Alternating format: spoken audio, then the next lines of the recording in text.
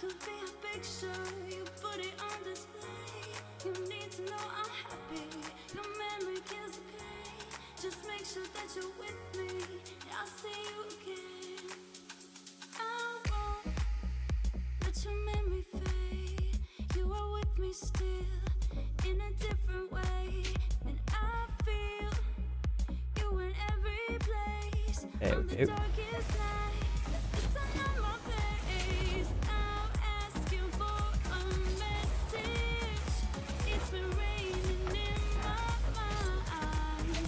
Every day is turning right. I'm first. Are you, Dana? Dana, just open up my Twitch page and just refresh. It's uncanny how you're often this first.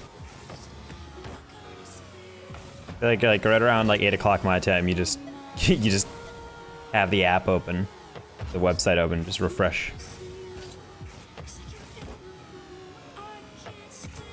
Skill can't be taught. Or just have an inherent sense of when I'm about to go live.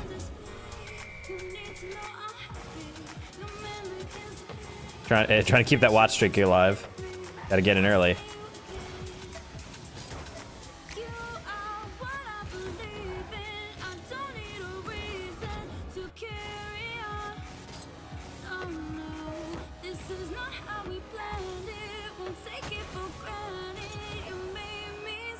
The watch streaks, to be honest. I mean, yeah, that's what I said. Like, it's a important thing to try to keep up. Oh. They keep getting reset? Really?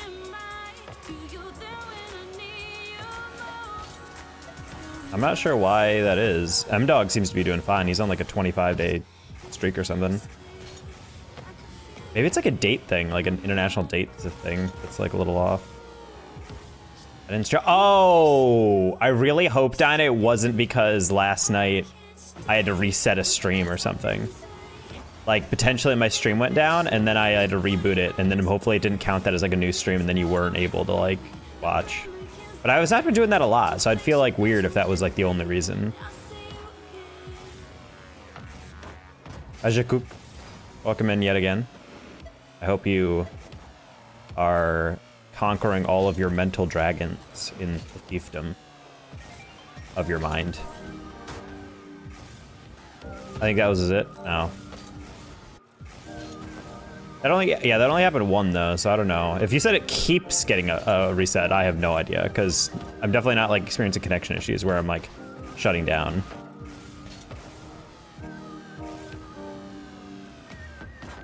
Oh. Also, I figured out why I wasn't able to mark her the other day. So apparently some guy submitted a fake copyright strike on my video, and apparently Twitch turned off the automatically put VODs into auto-publish, and it completely disables your ability to marker stuff. So that was really annoying to find out. I think I missed one in the middle or something. I mean, maybe. I don't remember there being a stream where you weren't here, though. I feel like you're normally one of the first names I recognize.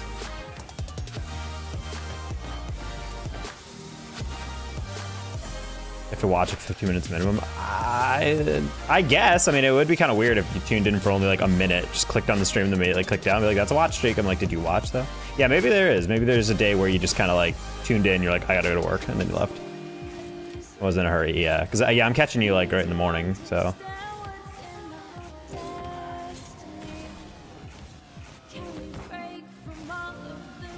At least on work days, yes.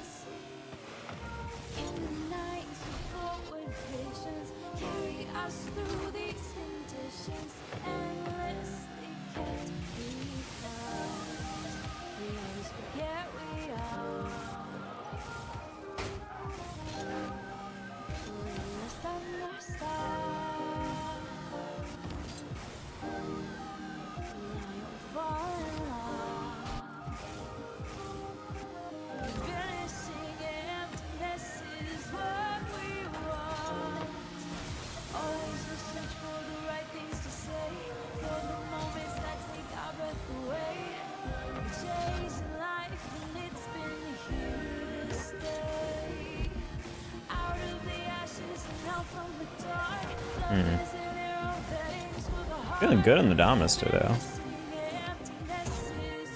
There's no freaking way that Shaq is greater than Garrett. Whoa, whoa, buddy. It's gonna be reported.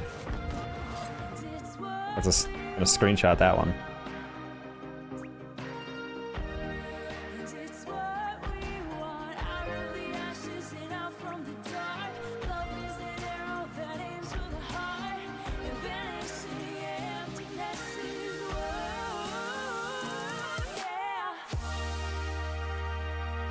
That's how you get banned by a mod. I mean, Shaq's not here to do it, so.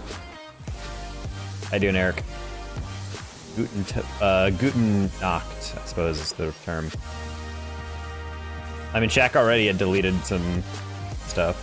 That was funny that he didn't actually know how to time out anyone else other than like 600 minutes or 600 seconds. I was like, brother, you just type in the amount. He's like, well, I didn't know that. I was like, well, true. How are you? Pretty good. I spent a lot of time with my cats today. They were very needy today. I think they got scared. I felt kind of bad. I was going to edit a little bit, but I'm just going to do that tonight. They were, there was like an alarm going off next door or something. I think someone like left their alarm on or something, but it was like really loud. And I think it was causing my cats to be really anxious all day. So I was trying to pet them and give treats all day. I think like someone accidentally set an alarm like through like one of those like actual like built just as an alarm clock on your night table thing. And since I think all the apartments are built symmetrically to each other in my building, so I think it's like, for me, you walk in, the living room's to your left, and then my bedroom's to the right, like when it branches off. But I think it's the opposite, so therefore, like my living room is against someone's bedroom, I think, or like potentially, or something. Oh, no, that would be the opposite. So no, they're all built the same. So this side of their apartment would be the bedroom. And so someone's like nightstand was going off, and there's a vent like up here. And I think there's like a vent that like made the wall hollow enough that the sound was getting through. And so there was like this like, just like low level, it was like at 15 to 20%, just And so my cats were just the whole night were like freaking out. And so I was just chilling. They turned it off about like an hour ago, but it was hard to do work, that noise in the background. I just put on noise canceling headphones and pet my cats. Hey, how are you? Hi, Brooke Taylor. I'm doing well. I'm feeling really good in the Dominus today, so hopefully that means good things for us today. Need to get back into our clip hitting. It's good to get funny haha clips, but ultimately the moments that really succeed on Twitch are the ones that are the action, or on YouTube and whatnot, or be hitting a cool clip or something. Hope we're doing well, Brooke.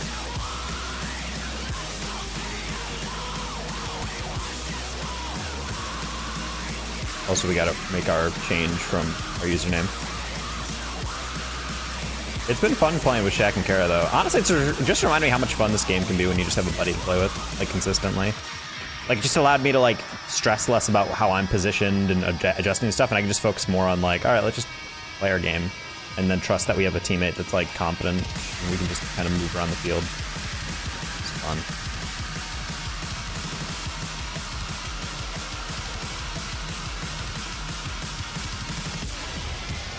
I enjoy just being able to hit the ball and watch. I mean, that's kind of the fun part about Shaq and Kara, that they're really mechanical, so they have no problem like taking the ball on a solo thing. Just allows me to like reposition and then help out on the rebound or something if needed. I haven't played it so long. I'm working man Dinah, working himself to the bone. Hasn't gamed in months. Also glad I'm not competent. What? No, you're competent. You're like that. You're included in playing with friends. You're like one of the few people I actually queue with. Because it's fun to play with you. Because I trust that your decisions are going to be much better than the traditional population. And that's really all I need. I just need to know, like, hey, this is going to be fine. And then it's fine. What's awkward is when you're like solo queuing and then suddenly your teammate just decides to like full send every challenge and you're like, oh. And at least when you do that, I like know you're going to do that. So it's kind of like, even if you're going to be like, because some days you're just like, I'm just playing like zoomy. But I'm like, that's fine. Because at least I don't have to like anticipate what's going to happen. I'm like, if you want to play fast, I'll let you play fast. And then it's like, again, just another way it makes things easier. I prefer thinking so it lets me have some dumbass positioning. I mean, that's like low-key, like such a great skill set to have, is people, if they just don't think you're competent, then when they give you space and you just like clap a goal in, you're like, what the heck? That's low-key, I feel like what, I mean, Shaq, Kublu, Kara, and all them, they used to say, like, they came into my stream because they were like, I play this guy in ranked a lot. I don't think he's that good. Back then, I was definitely way worse when they first came in, but they were like, yeah, I don't think he's that good. And then they would come in and watch me play, and then overall, I think get more, like, I thought it was really touching that Shaq actually took the time to compliment me the other day, where he's like, it sounds like an insult, but low-key on stream, you don't look that good, but when you, like, play with you, he's like, you're actually, like, you play really well. You're, like, smart, you're fast, like, it works. And I'm like, yeah, that's kind of the hard part about my stream thing, is that I don't play a flashy stream, which is why I'm kind of fixated on trying to get my mechanics better over time, because I think it makes me more entertaining. But I'm like, because I know I can play well, I just have to, like, I don't know, be able to execute on shit. Speaking of crossbar. Honestly, the one thing I cannot really master in the Dominus yet is learning how to, like, get those, like, air dribbles where you get that, like, kind of, like, flip cancel into the soft catch air dribble. Like, that shit, when you catch it, like, just right on air dribble, is, like, the sexiest mechanic in the game, I swear. Pros can do that 100% of the time, and I don't know how they just learned that shit over time. Like, any air dribble, they'd know how exactly to, like, turn it into, like, something that just glues to their nose. Yeah, that's one part of the mechanics tree that I'm lacking in. I can mostly control my air dribbles, but we're definitely way better than we used to be. But yeah, that's the one part of the mechanics that I'm definitely lacking in. Also, everyone's like, why do you warm up with doubles? And I'm like, honestly, I feel like doubles warm up everything that you need, at least in most threes lobbies. Like, it tests your aerial read, it tests your bounce reads, and then also your air roll. You can't, like, adjust quickly on your double tap attempts after you get the first touch. And at least for me, that's like first sign that you're not warmed up. I say as I doing my worst performance so far. Side reads are actually the ones I struggle with most, I feel like, in this game. That in the corner. For some reason, I have 10,000 hours in the game and I still can't 100% read the corner. Oh.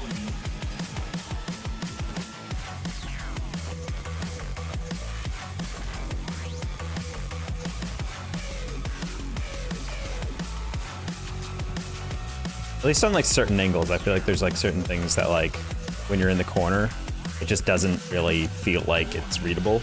Because it's, like, going directly to the side, and I'm like, okay, the corner is, like, here. It's gonna hit here and bounce there, or it's gonna bounce there and bounce out or something. But as it goes, it's just like, and then it turns out my depth is wrong, and then suddenly it's down here, and then it hits off the sidewall back in, and you're like, wait, like, how am I supposed to know that? Like, how can I read that? Did they change the menu again? No. How long did you get into the game? Did they, maybe they issued like a hotfix or something? I don't think I downloaded anything. It does look centered. No, it's not. It still looks a little wider on the right side.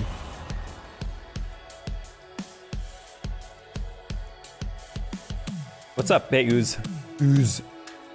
FFN. Not much, we're just gaming. Hey. Kitty's scratching my couch. Nah, it's not different. I know it's still off-centered. It's a little bit too far to the left for some reason. I think it was positioned like that because the old boxes used to slant to the right, so, like, therefore you needed it to be a little bit toward the left to look balanced. But then they took out that from the menu, and now it just looks like off-centered because it is. Are you doing lad?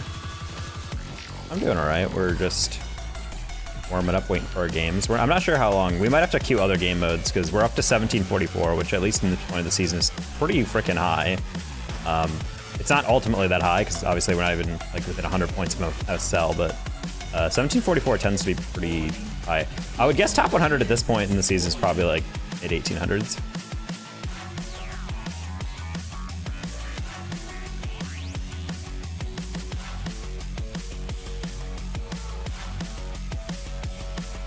Oh, it's even lower than that. Yeah, just 1800 is top 100. So yeah, we're 50 points off top 100.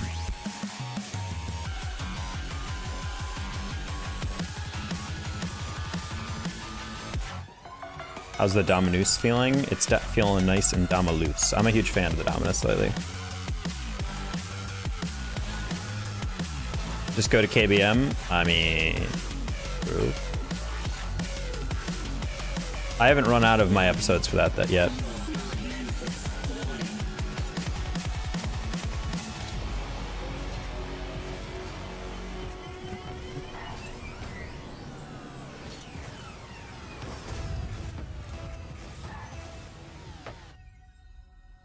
75 points behind. The song's catch his ass. ART, just because you said that, I'm gonna loop this song again.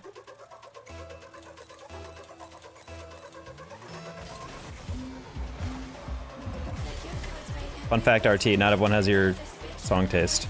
So if you don't like a song, then don't listen to it. And if someone is playing a song, you just listen to it. And then you never have to hear it again.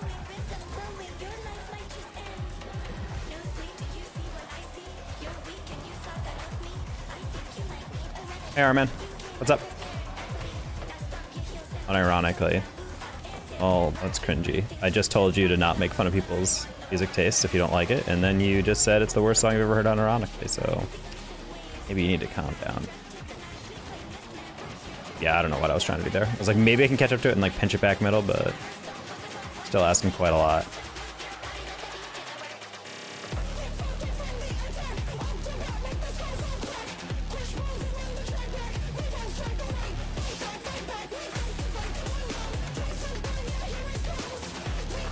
Oh my gosh! That was stupid, bro.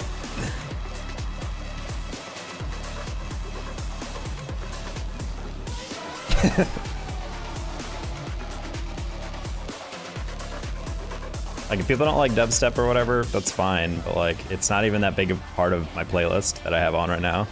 So if it comes up, just deal with it. And it'll go away eventually. Because that's what songs on a playlist do. They come, and then they get played, and then they're not being played. Isn't that crazy?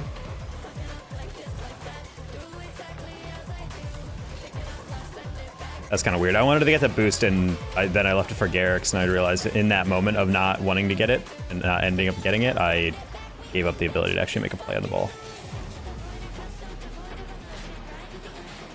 Oh, son Garrix? I'm gonna watch your stream on Twitch. No! Not my YouTube viewership. It's in the gutter.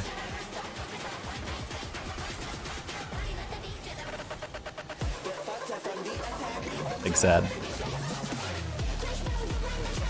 How will I ever, viewership-wise, recover from this?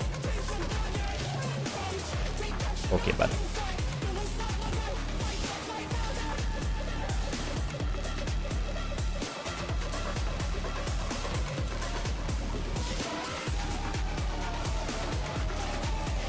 Sorry, Garrix, you want that any higher? Oh my god, he almost got that? What a goat. Oh, sorry. Well, that was unfortunate. Did not think you would be in the exact same section as me. Highly unfortunate. Also, I was mid-flip when that happened, so big sad. This is even worse. All right, RT, you can take a seat for the rest of the night. It's kind of pissed me off even more with it today than usual. Oh. No, you're not sorry, RT. This happens every fucking stream. You say some stuff, I tell you to stop, and then you don't, and then you do it again, and then this time, I literally start off stream by being like, hey, don't insult people's music taste. If you don't like it, just sit with it, and it'll change. And then you come back after a 6-second timeout, and you're like, yeah, I also fucking hate this song. It's even worse. And it's like, all right, buddy, you're not learning. And at this point, I'm not just gonna like give you tiny timeouts anymore. I've already been on the verge of whether or not you should be banned or not, because you're just being a dick every stream. All right, so we're gonna time you out for the rest of the night, and then you get to decide tomorrow if you still want to act the same way.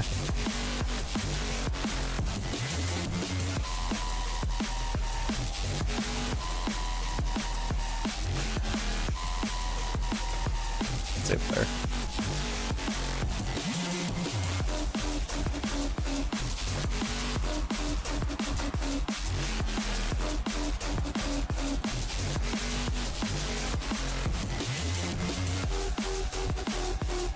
Time agrees. It's not about being a child. It's just like, there's only so many times someone can like specifically be told not to do something, and then they do it before it's like, why? What are you doing here?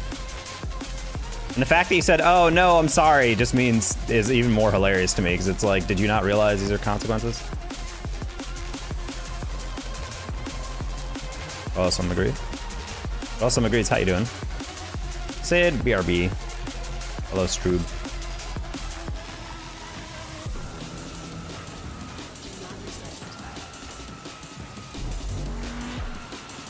I'm gonna leave that for player.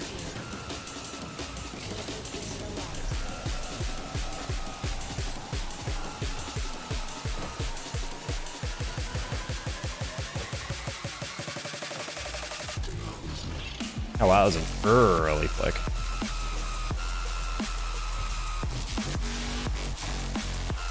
Have to have that chat with a huge follower. Wait, what?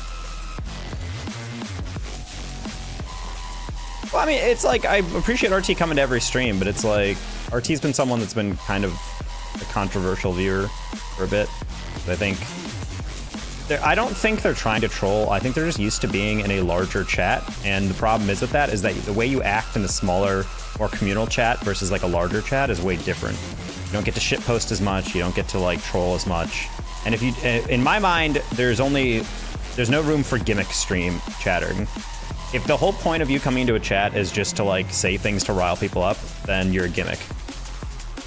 And for me, RT kind of walks that line because there's a lot of moments where I feel like I don't really get why he's here, because it's certainly not to like just chat. He just kind of just talks to me only and just asks things to try to get conversation on like a just chatting way, which is I guess fine, but it's like just ask him about like, what do you think about, I don't know, what do you think about this topic? And then I give my opinion and then he argues with me. And I was just like, then why'd you ask if you're just gonna disagree? Yes, you're used to Aiden's chat. But anyway, since mods aren't here.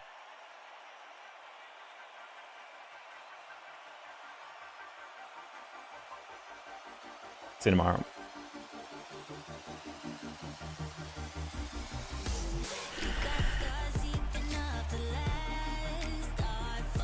I'm just kind of running out of patience there. Like, the only reason I'm not doing... No, it's not a one more chance, because he's been on one more chance for forever.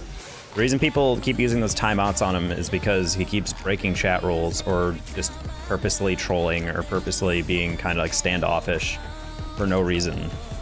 And I'm just like, look, with like other people, I would just have like banned, but like with him, he actually seems like he genuinely wants to be in the chat, but I'm trying to teach him like, there's code switching for a reason. The way you're used to talking in Aiden Ross's chat, or chatting in Kai Snot's chat, or chatting in any number of much larger, much more troll-heavy chats is different than the way you come into my chat, all right? Don't spam a bunch of shit, don't try to stir up trouble, and certainly if the streamer tells you not to do something, you don't just keep fucking doing it. I think that's basic rule in any chat. So I'm just kind of done for today. I don't want to have to deal with that over and over. I don't have to keep walking that line, especially because at a certain point, I'm just giving him special privileges. And the reason I'm still even having patience with RT is because I know he's a kid. I know he's still trying to learn this shit, but frankly, it should not be that hard to fucking learn after the 50th time of me yelling at him. Like, ugh. The reason I have less patience with all these other dudes who come in and do that stuff is because I know they're like in their 20s and that they're just doing it on purpose and not because of like naivete. They're but precious babes learning their way. I mean, it's not that I don't feel like a responsibility of like, I must teach him his ways. It's just kind of etiquette stuff on Twitch that I always get bothered by.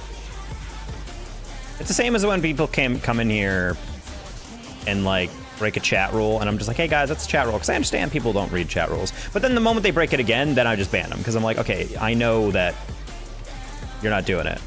But that's when people are brand new, and the only contribution they've ever taken was like when they're breaking a rule off the bat. RT's actually tried to be in here for a while, and to be honest, once upon a time, he was actually a pretty normal chatter, and then all of a sudden he turned into super spammy and memey, and I'm like, okay. I don't really understand where that came from. 30s here, RIP and Boomer. I mean, I'm 29, I'm right behind you. Thought you might have been permabanned. No, Elias kept asking for it, but... Can we remove asking for trades? I mean, I don't know, if someone comes in here with a human trafficking thing, you want someone to be able to ask for a human trafficking trade? Is that what you're saying, Dinah? I think that's what you're saying. You're scum. I hate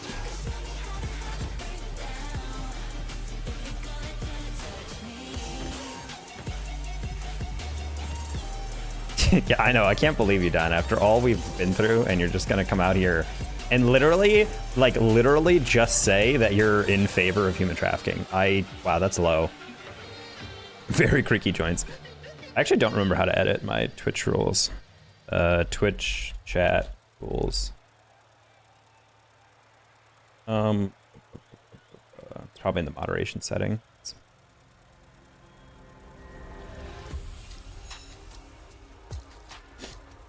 Community, no. Settings, moderation.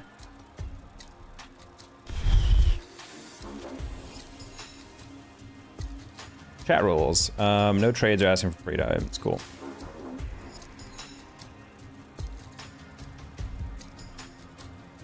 Alright, no asking me to play with you, no politics, don't be mean to each other, no self-promotion.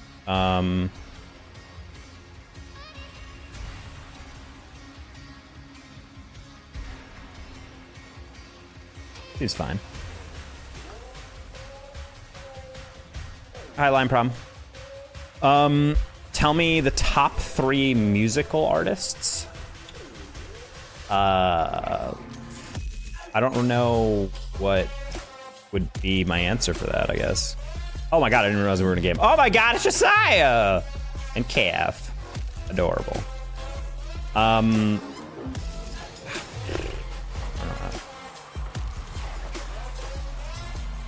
mean, it changes, I feel like, based on what mood I'm in, because like you have to go across genres and shit. Quinn92 has always been a favorite of mine. The band Camino. And let's throw in there Millennium for some EDM. Probably listen to EDM and indie, kind of like indie pop, indie alternative, probably more than anything else.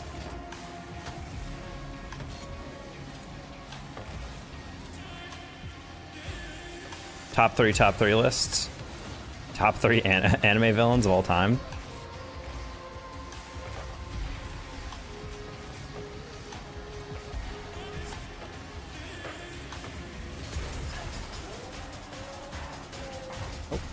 J Bar.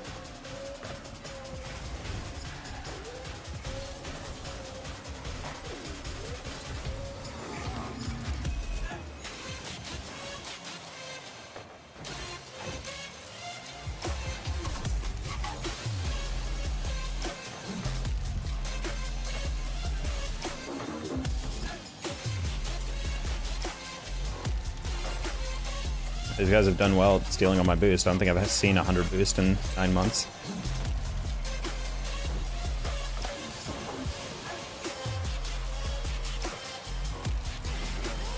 Brad Pitt is the man. Brad Pitt's an abuser, though. He's like a bad dad. Which made me sad, because he's like a cool dude. But yeah, apparently a lot of Brad Pitt's kids with Angelina Jolie don't like being with him, because he's not a good guy.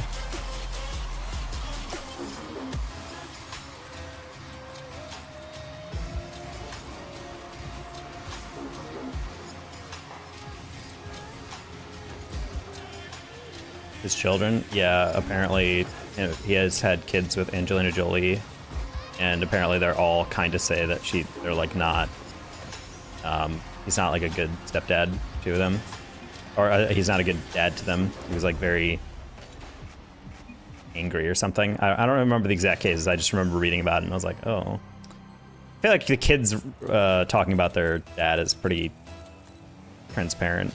It's kind of hard to talk about that shit and not be, or be like and obfuscate shit. Like if a kid is just like, yeah, bad dad, it's like people aren't like, well, in what way? Did they ground you? I'm like, nah, bro. If you're like yelling at your kids all the time, your kids like actually hate being with you, that's I think a little different than just like, oh, we didn't see eye to eye on stuff.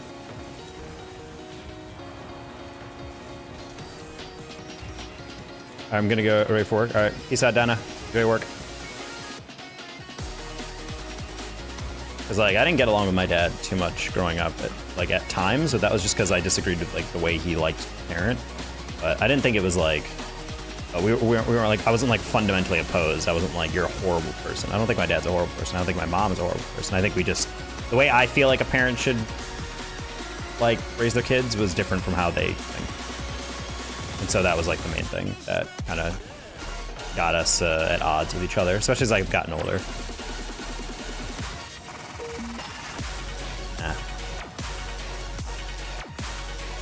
Oh my god, no demo on that?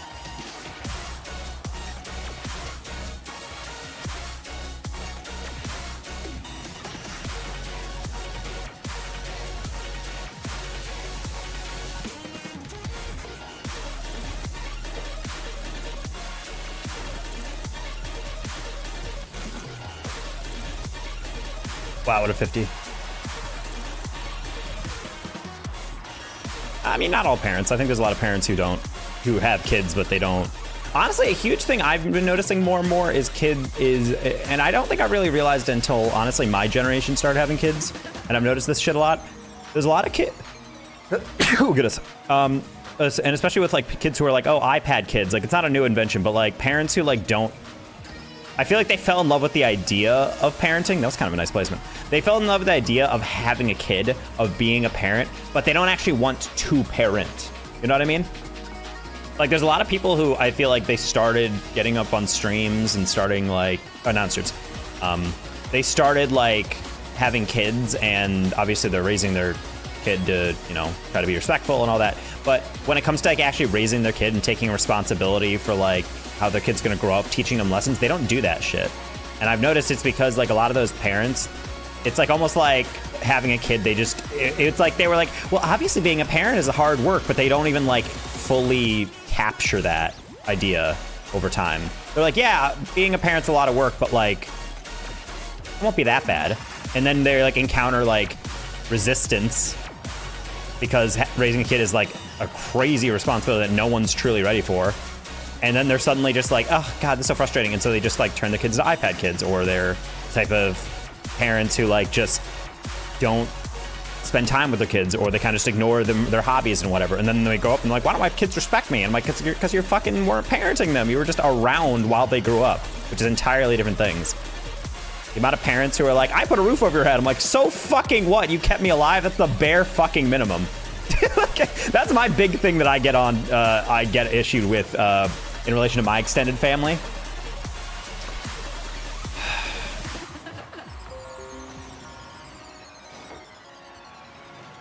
RT, no ban evasion. Have you been in therapy? Of course. I was a psychologist for many years, and I have been to therapy separately. But that was the thing that always bothered me about parents, is when their biggest thing was like, hey, I got a job to raise you. And I'm like, that's so bare minimum. Like, being a parent is more than just keeping a kid alive. Being a parent is like teaching them lessons, being there for them, like being reassuring, like teaching them like things about life, and not just like, hey, I got you to age 18 without you dying. And I'm like, cool. So yeah. And again, I'm not saying my parents are shitty at that, but there's a lot of parents I know, especially my parents' age, that have given that stuff where they're like, my kids are so unappreciative that I've kept them alive for all this time. I'm like, they didn't ask to be born. And I don't mean that in a meme way, but like, if your kid has a sad life, you can't just be like, hey, without me, you wouldn't have been born. It's like, I don't fucking care, bro. Like, like, you brought me into this world. It's your job to at least have, like, make me at least aim to give me a good life. Like, obviously, a lot of it is conditional, and you're not going to blame your parents if they were, you know, put in a tough position. But, like, you got to put the effort in. Hit that. Ian doesn't double those. Oh, I missed it. Great save. Fuck, I got too near post on that. Man, we almost had the comeback. Sauce need a mod on can you chat in the YouTube real quick here, Rich? I can't mod you otherwise.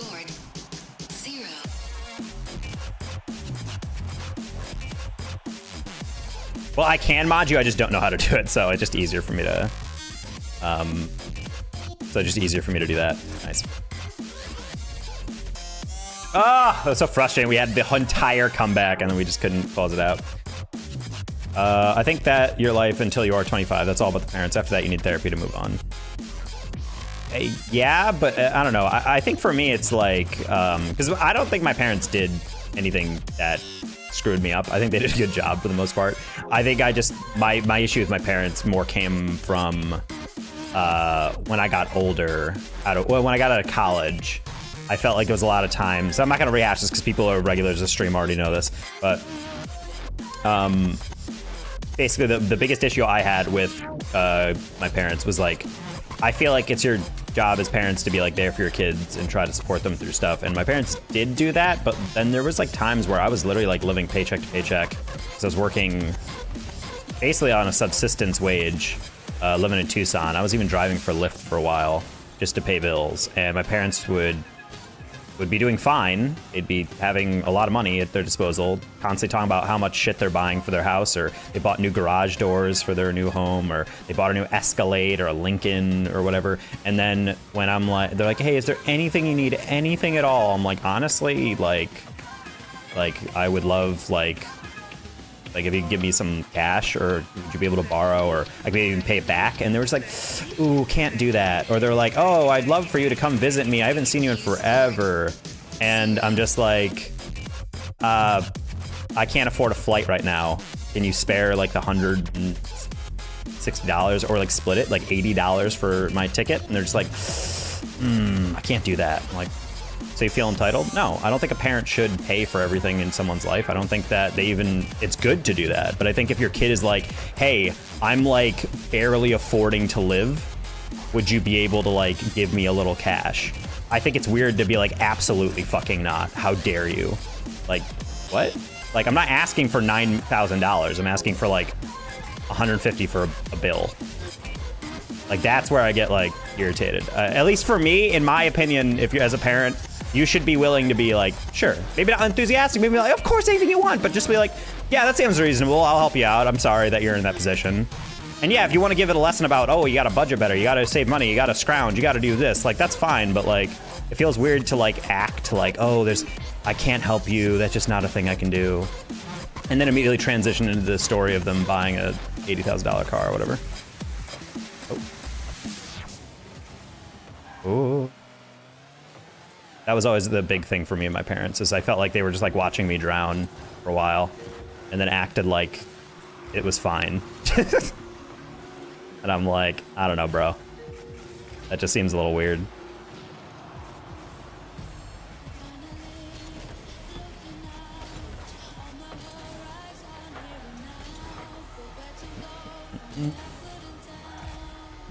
It's clear. You have schizoaffective and social anxiety. Could be a tough thing to deal with sometimes. It builds character line. No, they didn't. No, because the thing that was, I mean, it was like a cowardly thing that my mom used to do a lot, where she would be like, "Oh man, money is so tight at the business lately. I would love to help. I would love to help out Jeffrey, but I just, you know, the economy's tough, especially on small business owners and da da da da." And I'm just like, yeah, I can get that. Yeah, blah, blah, blah. And then I'd be like, so how are things back home? She's like, oh, cool. We got a new Lincoln. And I'm like, what? She's like, well, yeah, because we commute to the office and we want to commute in style. So we took out that. We're paying like $1,500 a month on the lease or whatever. And I'm just like, what happened to your having no fucking money? Anyway, we bought a sirloin steak for every meal this week or whatever, and I'm just like, what the fuck is going on? And it's like, at least cosplay being poor if you're gonna act like you have no fucking money to spare in your son. Like, that was part of the issue as well, was they were just like, oh, the economy's so tough, I can't give you that $80 to see you, even though I'm desperate to see you. And then I'm like, cool. And then they were like, anyway, yeah, I bought a new grand piano for the fucking foyer. Hey, we just put a down payment on a car that's worth $80K. Hey, we just also they got a new car every year and a half, 2 years.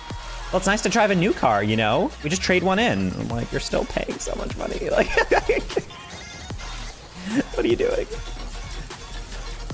I mean, I guess she lied. Maybe like in her eyes it was like, well, I'm obeying my budget and I just don't have money outside that budget. But I'm like, yeah, but do you see like the weirdness of saying you have no money and then immediately talking about how you just spent like $5,000 in 1 month on literally unnecessary shit? Like, if you want a good car, then get a fucking Volvo for like 20K. Don't buy a 80K Escalade or Lincoln Town and Country. No, that's Chrysler. Lincoln, what was it called? Lincoln, an SUV. It was a really nice car, I will say. I drove it once, but they just wanted a nice car because they had kind of a long commute. So they just wanted to sit in like leather warm seats or whatever in the New York winter. I think that was literally it. If there was like a cheaper car with leather warming seats, they probably would have been down, but they didn't know about that car.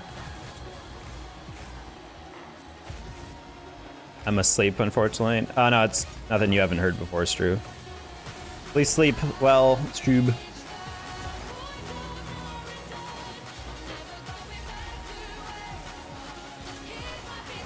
Okay, it sounds like Josiah and Calf were grinding, because last I heard they were like 1600s, and now they're in my lobbies and mid 17s. I have to say is a little tilting.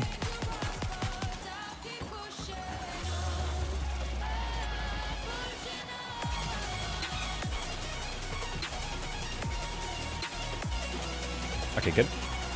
Good night, lovies. Good night, Rube. Parents need 3K to help with the down payment. 2 weeks later, they told me they needed it back. Right after I gave it back, they suddenly had a new set to grow. No shot. I would be beside myself. Not the pedigree puppy. Not the multi-$1,000 golden retriever.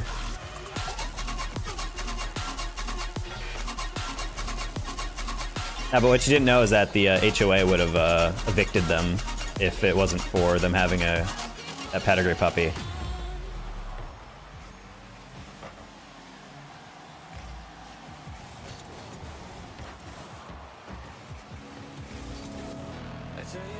All you little booglets? Whoa, know that you are loved. Wait, that's a creepy line to say, Stru. That's from the freaking sci-fi show. That's such a creepy reference to make.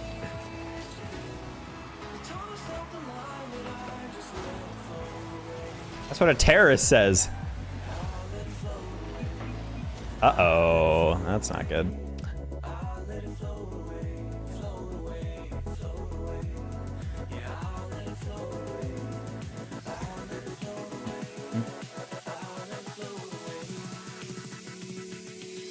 Need a girlfriend you can just chill with? I mean, I've had girlfriends. I don't want to date right now. I'm good being single. Even more so because I had to pay them $800 a month to live at home as soon as I got my first job. Paid that for almost 4 years. What show? It's true. The Know That You Are Loved is from Bodies, that like sci-fi show that we watched the last time you came to Plano. It's what the cult said. Know that you are loved.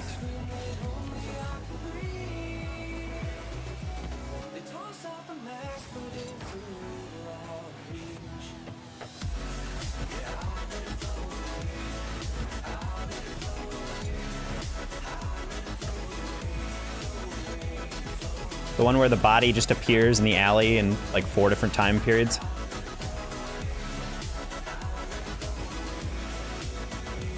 That's where I got that from. Yeah, that's why I was like, that's such a creepy line to say to people.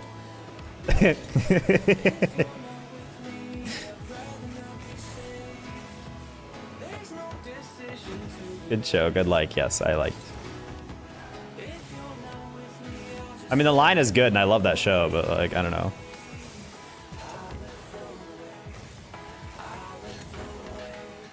It does end in like a weirdly, I mean, I'm not gonna talk about that though. One of the characters thinks they have like a happy epilogue, and I'm like, not really. Know that you're loved, Bloob. All right, well, I guess know that you're loved, Blarb. Good night.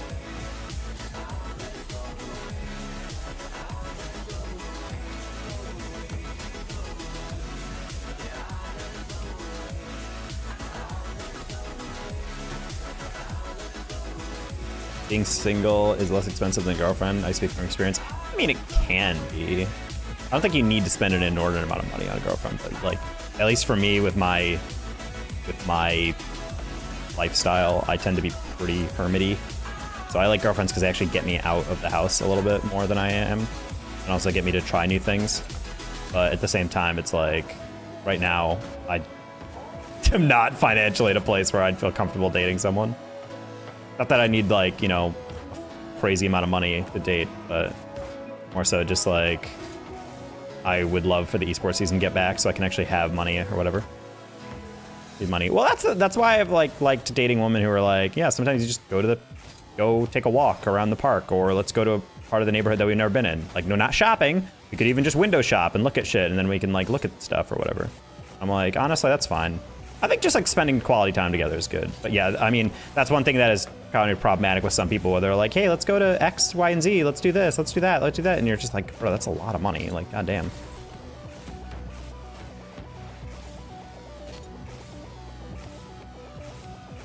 That's why going to college with the richer New York City, Long Island kids was not a fun time.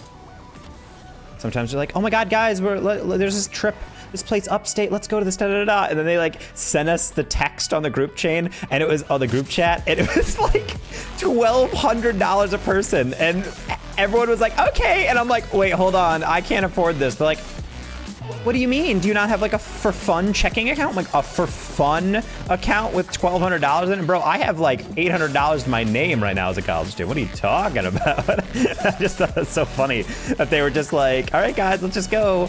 You know how all of us as teenagers without stable jobs can have $1,200 that we just blow at any moment? I'm like, no.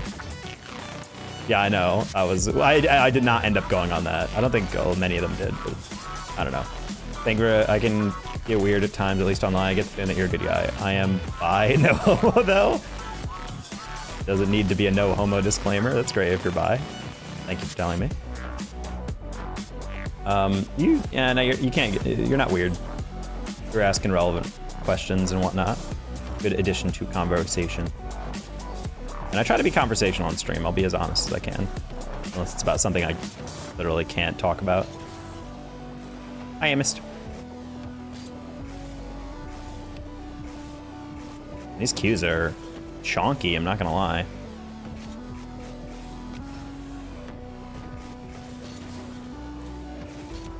Yeah, right now, esports is just in a really janky time because it's January, or it's not January yet. Once the new year starts, gigs will start coming back, and I'll feel a little bit more, yay.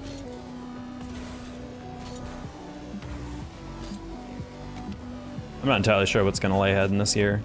Kind of worried about a recession, but let's see. Would it be legal for you to offer therapy? I'm not trained as a therapist or as a like mental health counselor or anything. Like, I've worked in fields involved with mental health and therapy, but I myself am not trained to do that. I'm getting a real job. Corelli, why would you ever do that? And by why would you ever do that, I mean, yeah, it makes sense.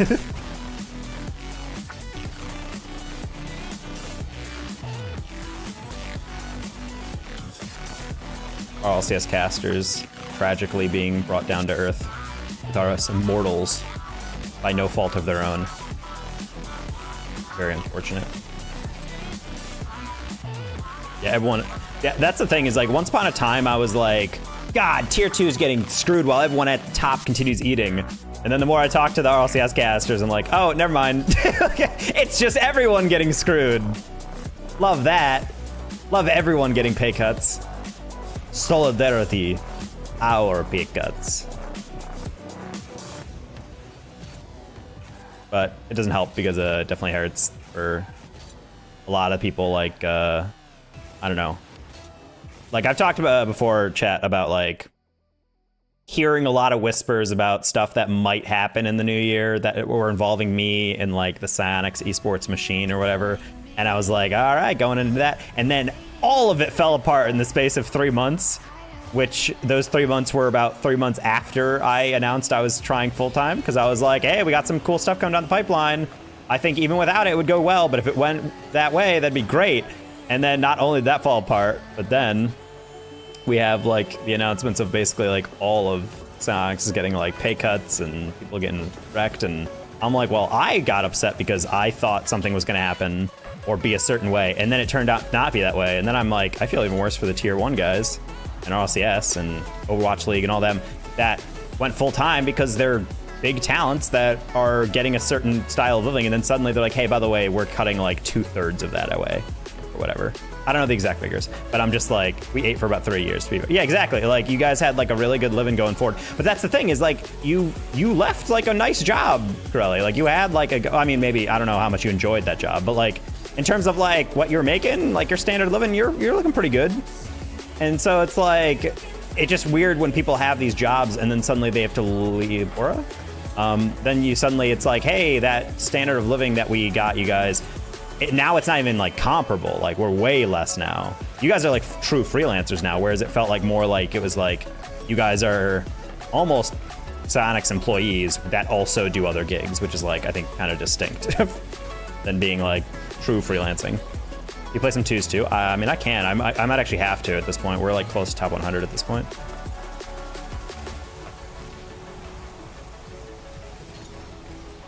And so for me, it's just like, I'm just hoping there's enough in the tier 2 right now to keep me afloat. Because to be more transparent, because I don't, you know, often hide any parts of my life from stream. I was averaging like a good 3, maybe 4K a month off casting content, maybe. Depending on the month. Like I'm gonna finish just about at 50K for the past year. Which is great. I mean, I'm blessed to have that, but it's also like the scary part about esports. So you never know if that's going to change. I don't know if next year there's going to be a recession and suddenly I'm going to get 1/3 the gigs or something, you know? Or suddenly like, oh, like all the stuff that was paying your bills last year are not there. I mean, hell, I already know I'm going to be making a couple thousand less just because the CRLB stream doesn't exist anymore because they decided to cut it last semester. So like, I'm no longer on that shit. WCB got me a bunch of money. That doesn't exist anymore, technically. But just it's a spooky time.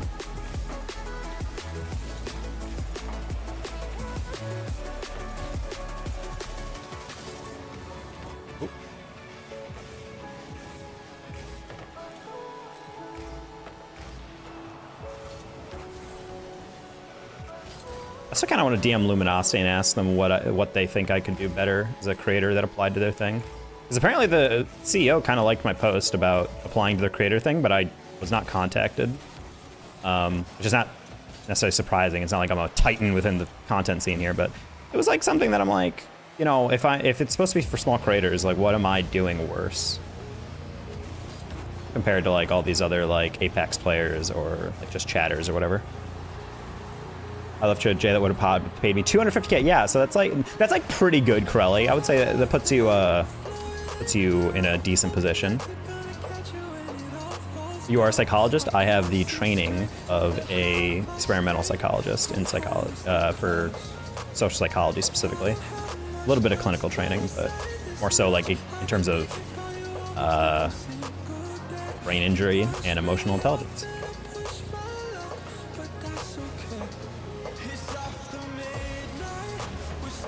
Oh, I actually went too high on that. That's sad.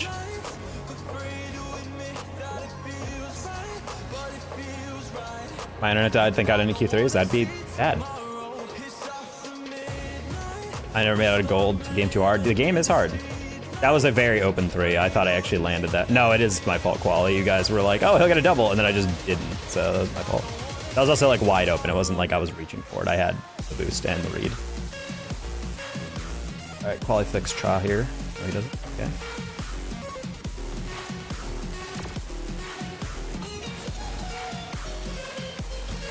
And the Cha solo queue journey continues. Apparently it's because T-Corral doesn't have he went home or something, and apparently he doesn't have a mobile setup or something, so he can't play Rocket League when he's home. Yeah, I was telling him on stream the other day, I was like, man, that's just zero grind mentality. Don't have the mobile setup. Can't play literally at all times. For shame.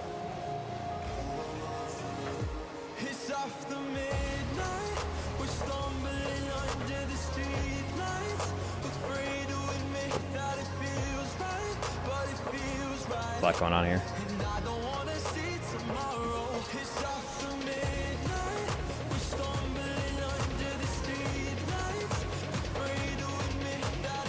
Oh, this was at least going to be 2-1, but I don't think we win this game otherwise. Cha's a very good player, and I don't know what he's still doing this low.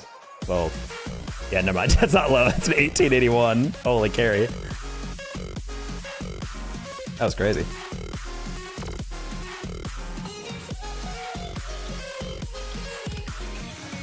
Yeah, it can be spooky time trying to queue with rough internet. Fuck that shit. No, that's what I was saying. Weird. Yeah, Cha, I don't know if you knew, but there's a guy with your name going around. I just played him, so sorry that he's ruining your good rep. I almost clipped on him with that double, but he probably lag switched me or something. That's probably why I missed that. That's probably what happened. Fanboy, I know, seriously. Oh, my T's. I care. Fanboy? It might be a fanboy. I mean, I had that one dude we've run into a couple times who literally changed his PFP or his name on his account to my username and would say Danger Taco sucks. I hate Danger Taco. Stuff like that. I mean, I don't think I've ever seen a Cha that isn't you, so that's fine. There was actually the straight up Danger Taco clone who had my exact profile picture and name. The only reason that guy doesn't confuse people anymore is people are like, hey, you really talks to me in twos. And I'm like, I can already tell you that wasn't me because I barely play twos or whatever. But they were like, yeah, you really talks to me the other day, da da da da. And I was just like, huh? And then the more they talked, I was like, did I have a tag? Because I have a serial analyst tag. So like, that's how you know it's me. And they're like, no, you didn't. And I was like, that's not me, homie. Leo Schneider, how you doing, buddy? Welcome in.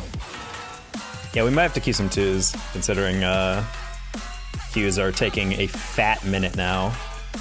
My freaking 1504 doubles, yike. I don't know why I can't play twos in the Dominus. The Dominus is like very fine for like certain things, but I don't know why in twos it always feels like I'm not getting the touch I need. We're gonna switch Octane slightly. If I get a replica of me, that's a compliment. I mean, imitation is the sincerest form of flattery for a reason.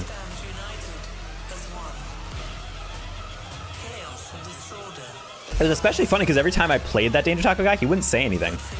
And anytime I heard, most people who ran into them, they were like, yeah, you just played the game and then left. The only problem is that he was like worse than me. So there'd be times where people are like, yeah, Danger Taco, like, you're playing terribly earlier. I'm like, earlier? I haven't played at all today. And they're like, no, you played like, you're playing that like threes game. And I'm like, I'm not, what? Like I wasn't on all of today. What do you mean earlier?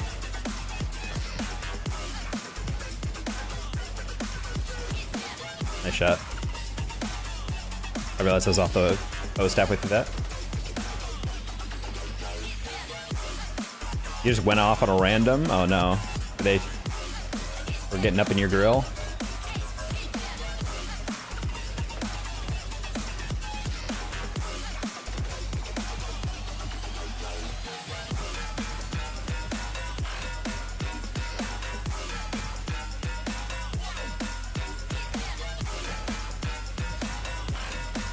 Wow, I did not get any of that.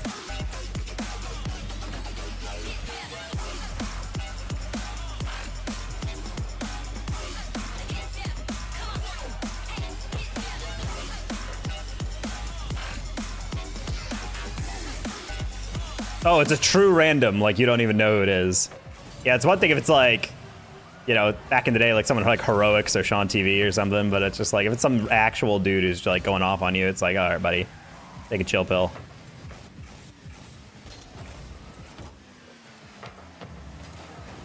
I mean, that's like my biggest, that's like genuinely my biggest pet peeve in this entire game, Cha. I've talked about this in stream, like that's the only thing that actually genuinely tilts me, is when I'm playing with someone who's like, I know for a fact, knows less about the game and is playing worse than me, and they're like teaching me how to play. Like, hey, buddy, you need to stop doing that. You need to start doing what I'm doing. And I'm like, I don't think you've aerialed yet. Like, I don't think you've actually, like, hit the ball in the way that you've intended this entire game. Like, please stop coaching me. Please leave me alone. I just, like, ignore it nowadays because it's not worth the argument. I also, last thing I wanted to be known for is, like, oh, Danger Taco, he's a shit talker. I'm like, I'm not really. If I trash talk, I'll trash talk on stream, but I try to get away from that lifestyle.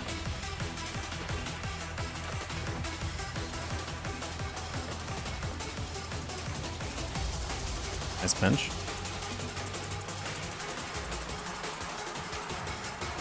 Oh, I didn't think you chased that. I didn't hear him on my ear thing. I had 2 goals MVP, like guys at the bottom of the leaderboard. Yeah.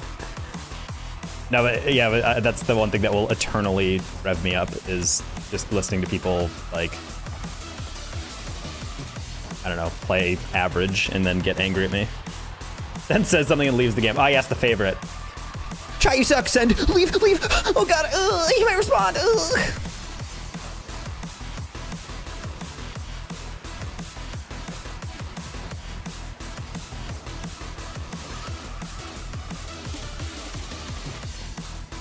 Oh, buddy's definitely about to clip on him. Oh. Oh, did get around that the way I wanted to.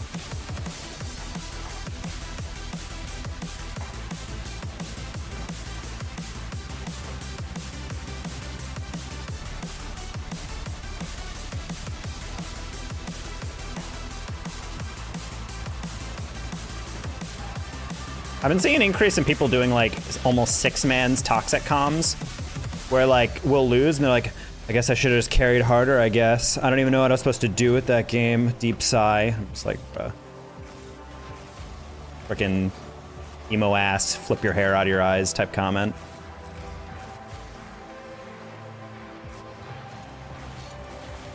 Wow, I like the part where I just did nothing about that. He added like 2 more cuts than I thought he would actually do. I'm like, does he know what to do with this? I almost like doubted the fact that he would like actually do something with that. Anyway. This is 1500, I should just be ego challenge people.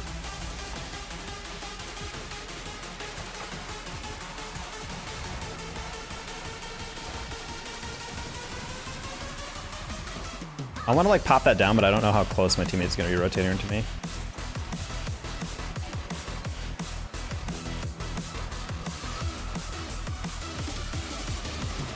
Oh, thought I had to pass in the open space, but I did not.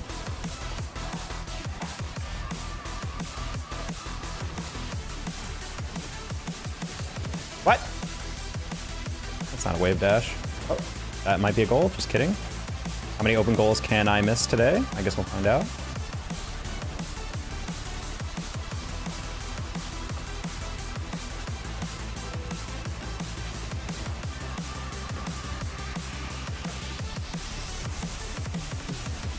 Not gonna lie, bro, if I knew you were hitting the— No!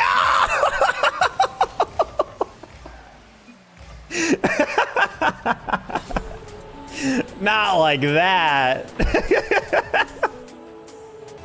I think he thought I was gonna touch it or something. I don't know. Bro really overthought that one. That was funny.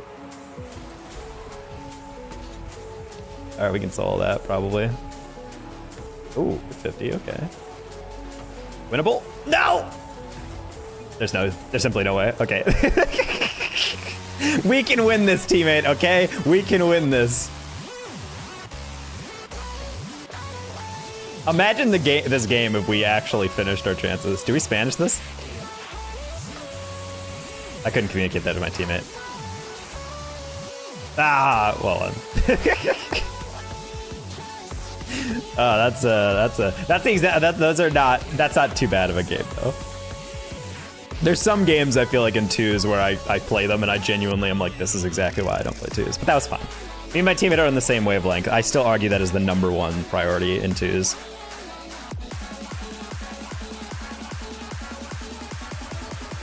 Like, there's a lot of games. Note to self, trash talk Chop. Yeah, it's on site with Cha nowadays. If I'm in his lobby, I'm just like, how does it feel to be in T-Crawl's backpack all day? I don't think you know how to fast arrow to DH.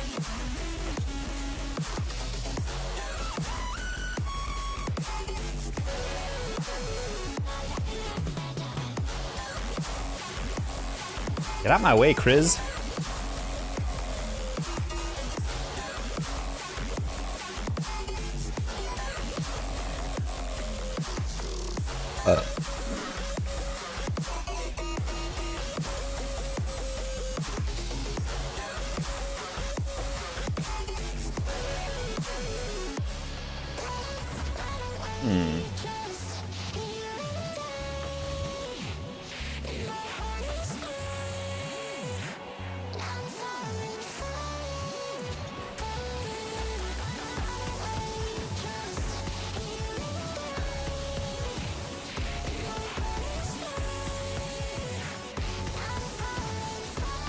Don't. Okay.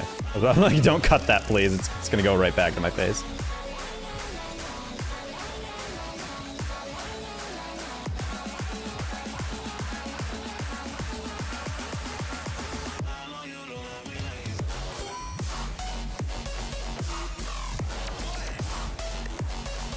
There you go. Nice.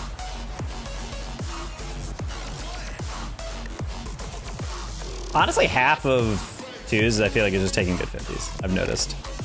Especially if your teammate's like really aggressive. I'm getting a sense from this guy he likes to be really aggressive. He likes to push the ball forward quick. So I'm gonna try to just focus on that.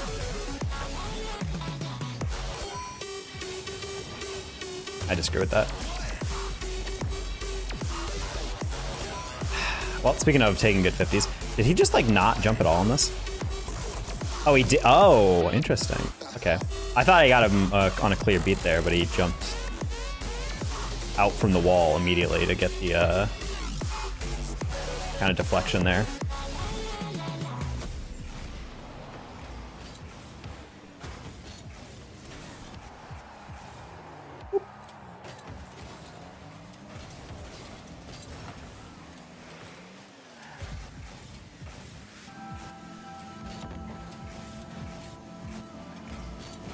Sorry, teammate, you were taking too long. I didn't think he'd want it. Okay, so he's not fully aggressive, because on that one he turned away when I thought it was pretty open, and then he challenged as they jumped, and that's where it really got me confused. I was like, wait, so... I'm just gonna lob that because there was no one in goal. Force them into a weird save. He gets that 50. I can probably keep that middle.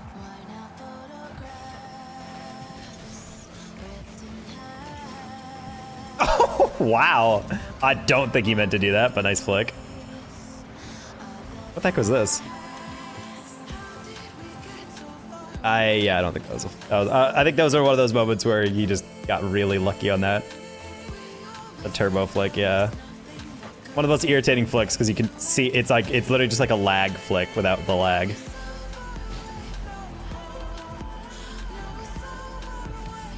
I'm gonna leave that boost for my teammate.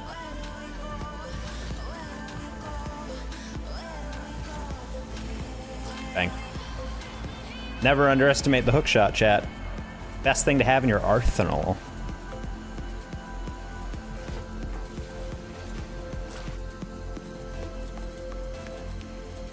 Teammate seems like he's in good positions. I'm gonna try to test out some passes, and then we'll see how that works.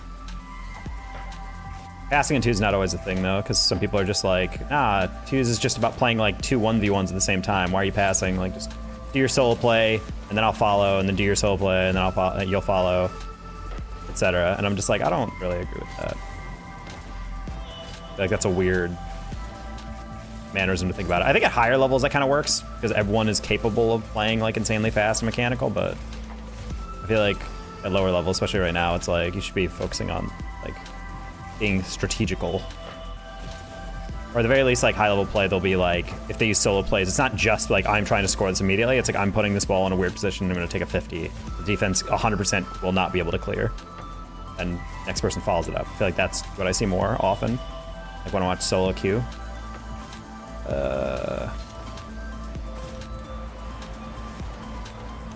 Hey, Husky. What the heck is this? Bro just like pre-flipped it. It looked like he had more than enough boost. I don't know why I didn't just like chill. I think maybe, I don't know, maybe he like his brain was so locked in, like I'm gonna have to pre-flip for this.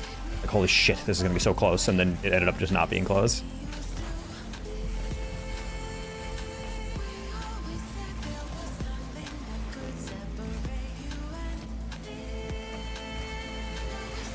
Don't worry about it, Brody.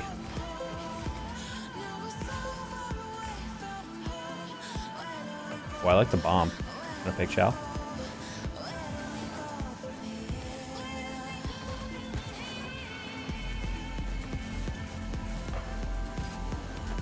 Oh. Got way less of that than I wanted to. My bad, I'll cut.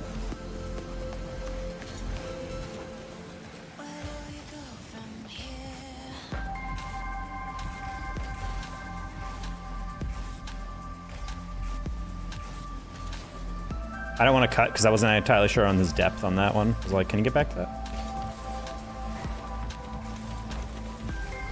I shouldn't have flicked on that. Nice. And we use the Honda Civic. Absolutely no crab. I would never drive a Honda. Well, I would drive a Honda. Got home at 7 a.m. Nice. Did you just wake up then? Or were you sleeping on the tren?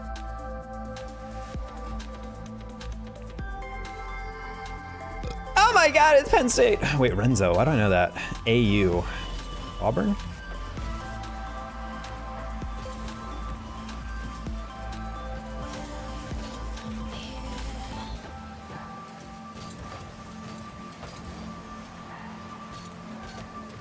Slept until 2 p.m. Oh my god, he's just like me for.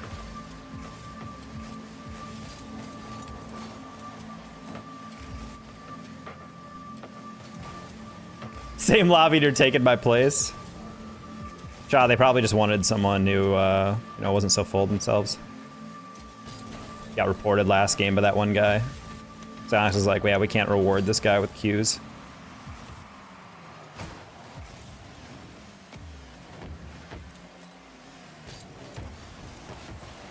What's on? In Psyonix code, it's just cha underscore with parentheses, and it says big underscore ego. They're just like, oh damn, kid's getting way too cocky. We have him on record saying, "Do you know who I am?" at least 3 times the past week.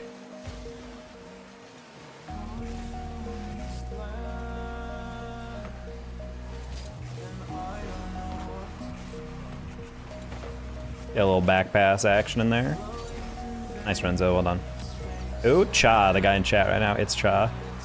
Huge ego. One of the largest I've ever seen. Rose top 100 early season.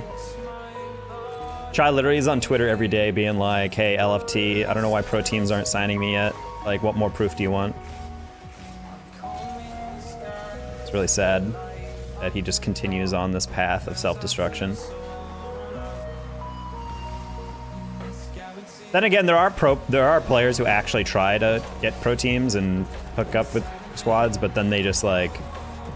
So the meme I'm doing with he's not even subbed. You're nothing. no, Chaz. I'm just joking. Chaz a cool dude. There are definitely pro players who like their attitude is the main problem, or like bubble players. There's like really good players who just like don't know when to shut up, and it's their biggest enemy. Just go on Twitter being like, hey, pros, you're dog shit compared to me. You're just there because you're friends with other pros, blah, blah, blah, blah, blah. And then everyone's like, hey, by the way, you'd get tryouts if you just like shut up. And the guys are like, I'm going to continue to not shut up. Just like, bro, all you got to do is shut up and you're fine. Like, why do you insist on like trying to like have an ego? Like it's hurting you. You're never going to get on a team because of that. How to use Twitter. Well, of course not. Everyone uses X.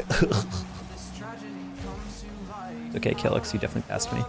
He put it underneath me. It was genius until Zanny slaps me and finds me again. Just kidding, I'm gonna bump him. Why wouldn't you jump? What a psycho, that's what you get. I had a teammate like that, yeah. Meet me IRL, Norway. Fly to Norway for a fist fight? Hell yeah. Yeah, but yeah, there's a lot of people on Twitter like that we're like, especially in the collegiate scene, we definitely are like coming to Twitch chat and hate. I mean, no one's doing that right now. We're all jokes here. We don't have ops in the Twitch chat. Not yet. Actually, well, there definitely have been people who've come in and done that, but they're normally like 12. Oh, that's a shame. Man, we were getting countered so hard. Can we just like not go all the way up? What happened here? Oh, Zan, you really bit hard on that first one. Go for it.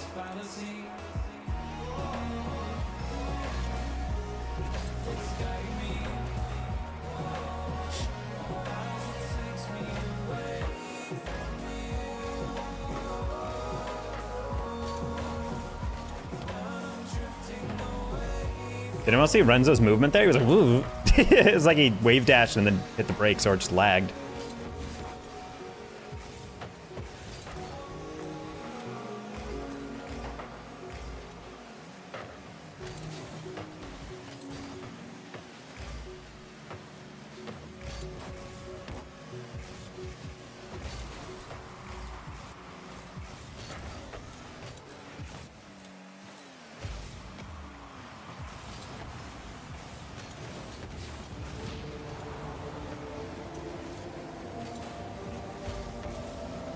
What?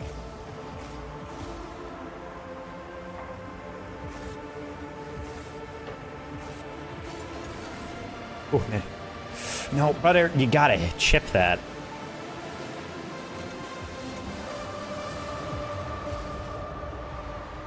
What a placement. Does Taco... Wait, Taco, does he think I think... Yeah, Lion, I can't tell if you think he's being serious. I'm just joking. Me and Char are chill. Cha's actually like the least big ego person I know that I run into a lot in ranked.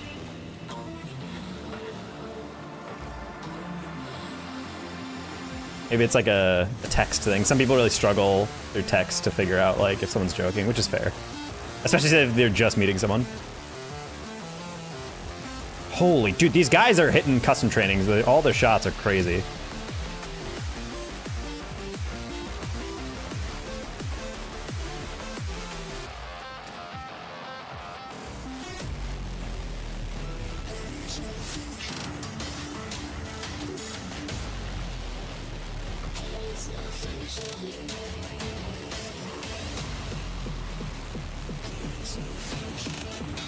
I mean, he's playing into a joke that I'm playing into. I'm like, yeah, Cha's a jerk. And he's like, yeah, I am a jerk. I'm the biggest jerk. I have a big ego. Oh.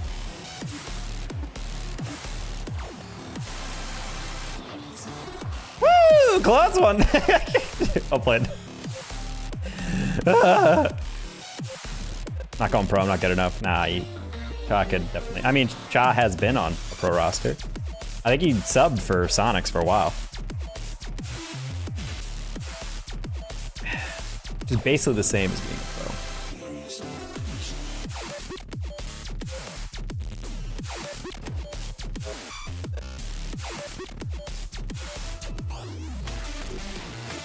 pro. Oh, we're back to twos. Twos will make me a better player, it's fine.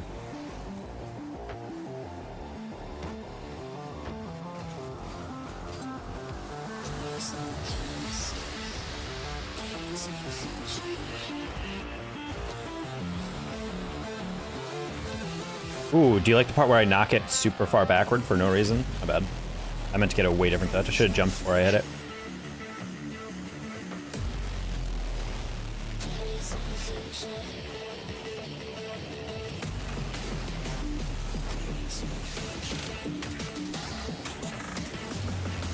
I didn't think he'd reach that. I knew he'd go for it. Great recovery by teammate there.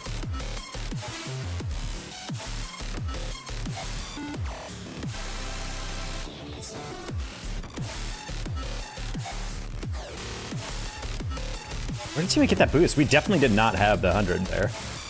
I meant to hit that way later. Oh.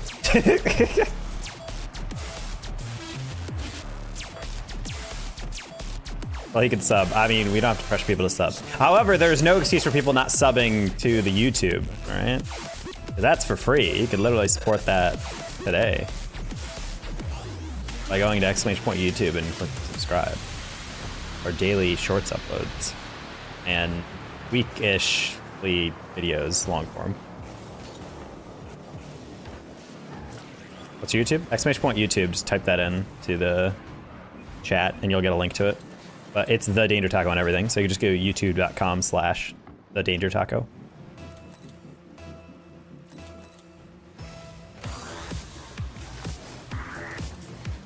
Beautiful. Beautiful, let's go. Gosh, teammate, you're so schmexy.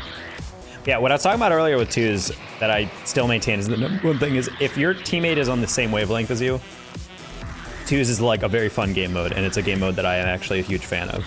But it's entirely on like, hey, your teammate wants to play aggressive? Okay, you can play aggressive too. If your teammate wants to play passive, you play passive too. But if one of you is wanting to play one way and the other one doesn't change or doesn't play the same way, it's terrible. I feel like those games are just impossible to win. Because you're just never in the same area. Or covering the same things. Or even concerned about the same things. Like the advantage of having a fast player is that they'll pressure fast and then you'll clean up what's remaining or whatever. But there's a lot of situations also where like the person's just like diving on everything and turning and turning and turning and turning. I'm like, bro, what's the point of playing aggressive if you're always on it? The whole point is you're forcing mistakes. You can't always be the one to score too. Like you're running out of boost at a certain point. This guy's got him locked in on the 50 sets, not gonna lie.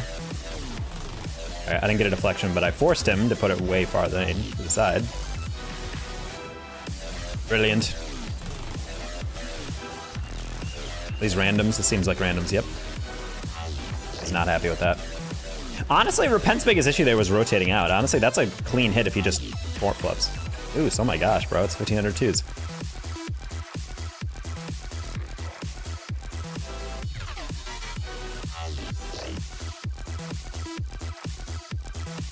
Also, yeah, my I got copyright struck on one of my Twitch VODs.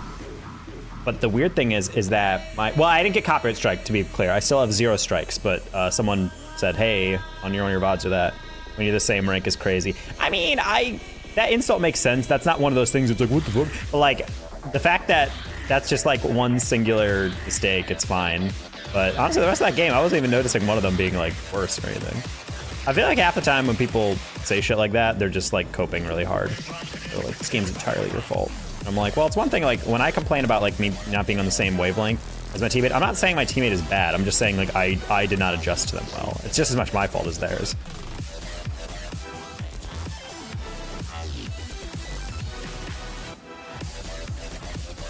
Ah, flipped the wrong way.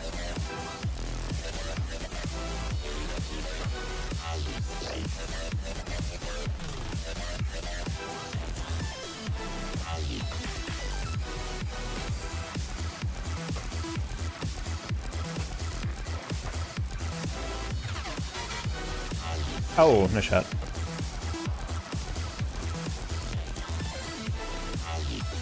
My bad. That was a bad read.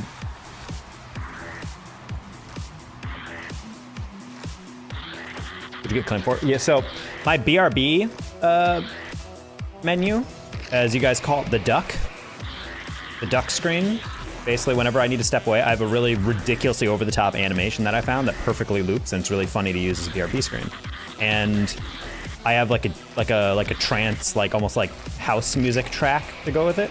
But I forgot to disable that music on my VOD track, because when you record an OBS or stream, basically whenever you send the VOD to Twitch, so that like if people want to watch the stream afterwards, there's a certain audio track it uses. So you can just deselect all your music, and then your VOD track is just you talking with no music. And that way, no person can copyright strike your VOD track because you don't have music on it. And that's one thing that I usually... Oh my gosh, I just didn't know. My bad. I missed all the pads on the way back. Yeah, the VOD track normally has all my music, but I forgot with that one track to take it off the VOD track, or put it on the VOD track or something. And so, or put it off the VOD track. And so I took a pretty long BRB the other day. And so I played the song and it was looping a bit. And some guy was like, hey, that's my song. And I'm like, what? No, it's not, because I have an account with Epidemic Sounds, which is essentially a website that has a bunch of artists who submit copyright-free music so long as you have an account. And it safe lists you from every site that you list for yourself. So if it's like, hey, if you see a video from this YouTube or this TikTok or this Twitch, do not copyright strike it.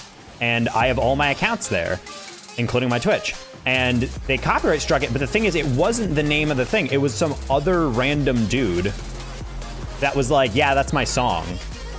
And it's an identical song. It is the exact same song, but it's not the same name. Like, the name is like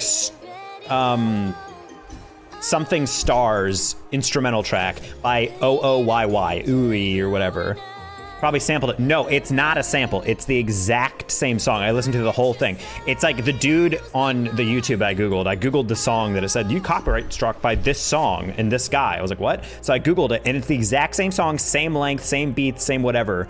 But in Epidemic Sounds, it's labeled as something else. And this guy, I think, just like uploaded it and then like submitted a copyright on it. And YouTube is just like, okay. And I'm just like, all right. I mean, maybe it's reversed. Maybe that's actually his song, and Epidemic, like, some guy stole it and uploaded it there, but I doubt that, because Epidemic works with, like, the specific artists who make it to give them, like, the MP3 of their song, the stems. There's stuff you can customize where, like, I want the song but take out all the drums or something, because they want to edit specifically with bits of it. So they, like, you need the official, actual project file for the song sometimes, because you can't, like, do that manually. Maybe there's a way to, like, you know, add audio filters to cut out drums or whatever, but I don't know. It just very clearly this guy did a false thing. And now I can't, like, I don't know. I had to delete that VOD from my library. So I had to download a CSV of all of my markers to figure out where my shit was. And then I had to delete the VOD. Where's the comps 3 queue at? I mean, I'm trying to queue it, but we're in a kind of a weird situation. I'm back. Does he know we're just messing around? Yes. Bejeweled Duckman, aka this guy.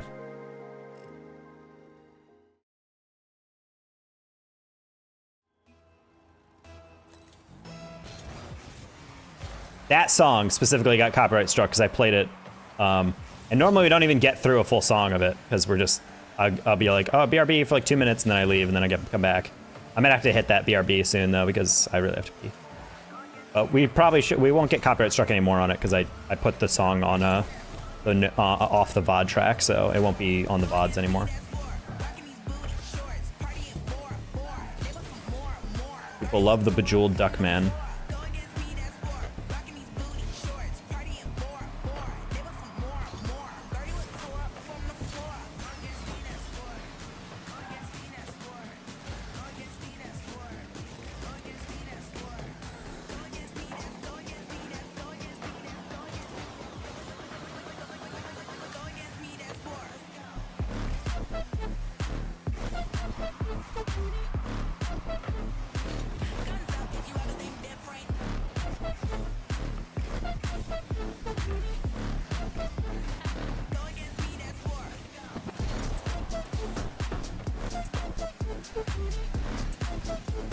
Oh.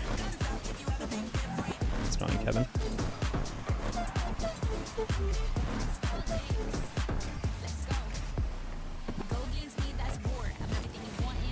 Suppose I kept it to the middle because the guy on the sideline was waiting for my clear.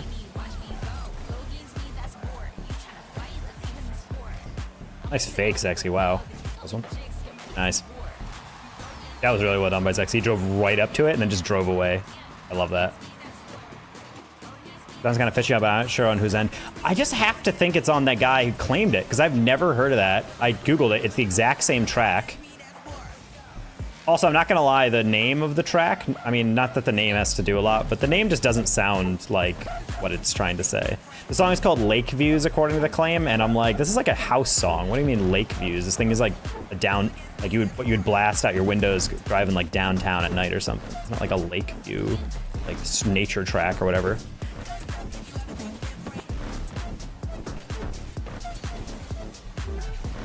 Now, the cover art's also really generic, just a picture of like the Brooklyn Bridge with like white text over it. It's like, I don't know, man. No, but it's like a different artist. That's why I'm so confused. Like, he has a YouTube topic channel, but has like no subs and no videos. And I'm like, I feel like you just stole the song straight up, brother. I mean, it might be like just an independent thing where like, oh, this detected in our library something that's owned by someone else, blah, blah, blah. And then they just don't realize it's the same track because it's a different name. Maybe it is named differently elsewhere. Maybe that's his nom de plume or something, you know? Oh, I go by OOYY or whatever, but actually my name is Edward whatever. And I'm like, okay. But it's like, why would you try to copyright that shit if you're already sold your song? I would argue that it's probably illegal. Probably the rule of getting paid by Epidemic Sounds is like, you don't have any rights over your music because people can use it wherever they want. And you're not allowed to like publish it on your own. I feel like that's probably the rule with like anything you create, is like technically the publisher, like the record label or whatever, not really a record label, but you know what I mean, like the people who actually own your tracks are Epidemic Sound and not yourself.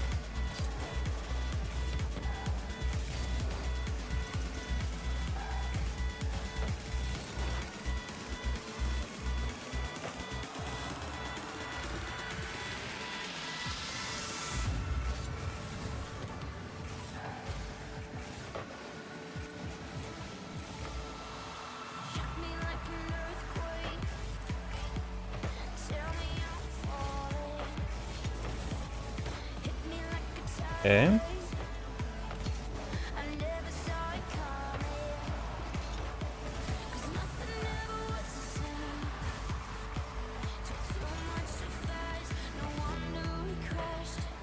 Post. Nice, let's go. My defense knows no bounds.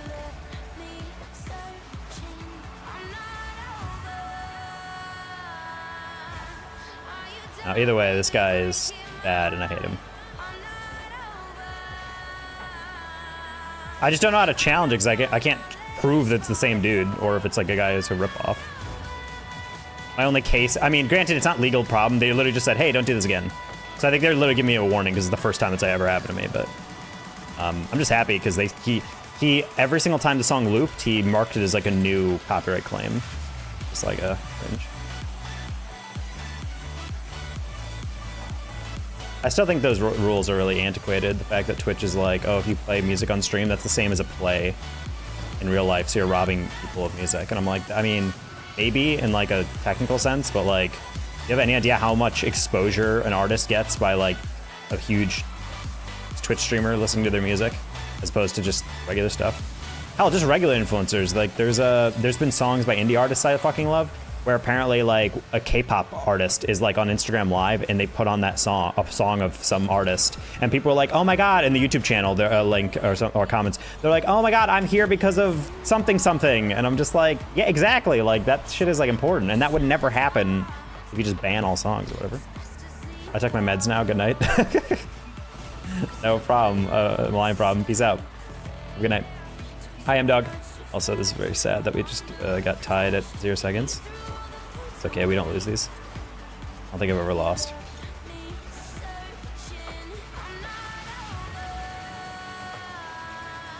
Yeah, that's bad. That was unfortunate.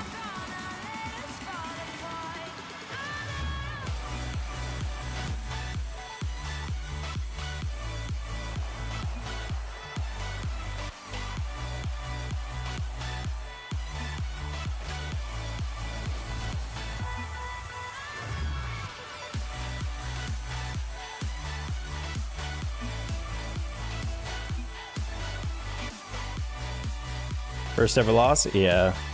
I just was thinking like that 50 would go literally anywhere except directly backwards, and then when I jumped for it, the guy flew over me, and I was like, I don't know if I have that read. I was just trying to get any touch because I was so scared. I was like scared that I was gonna accidentally miss. I was actually gonna miss that. I don't know what happened on that 0 second one. I know I aerialed for it a little late, but I don't know why we were all up on that. That's the thing where I was confused about. I didn't know if he was leaving that. Yeah, that was an irritating loss, for sure. All right, that's the only loss of tonight.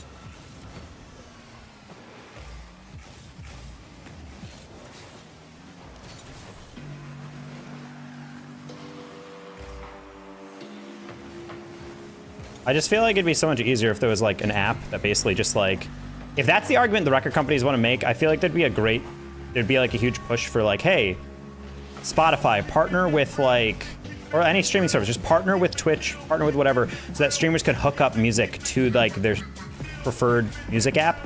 And then every time a song plays, it just basically tags the number of active viewers and the number of people actually listening to the song. Because then it's like, okay, well, like, if there's 40K viewers and you're playing a song, then count it as 40K and 1 viewer or listener. And then the artists are still getting their reads, the record companies are still getting their money off of streams or whatever. But of course that would take actual effort, so instead they're just like, nah, I don't want any exposure for my artists. I'd rather just copyright strike everyone who listens to that song. Because you're robbing us of X number of plays. And I'm like, this is like, that's like the equivalent of like hearing a song at a party and being like, ugh, all those people at the party listening to this song on the boombox aren't playing for the stream of this song.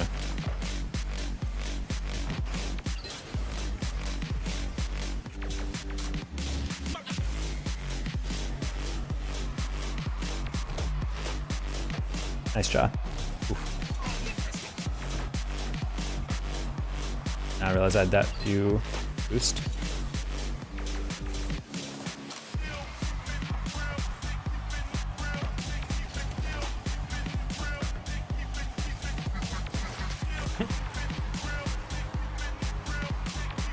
Have to pay the artist more, never gonna happen. I guess. But I mean, I don't know. I just feel like it's so frustrating to like have this rule in place. Granted, I'm getting around it by not saving music to the VOD, which is where 99% of those like DMCA claims come, but still very dumb. It also wasn't an issue at all and has ceased being an issue nowadays, mainly because of COVID being over and people can go to concerts again. I think record labels are just upset that they weren't getting money during COVID because no one could go out and like get shit. And to a certain extent, they couldn't go out and get physical media either.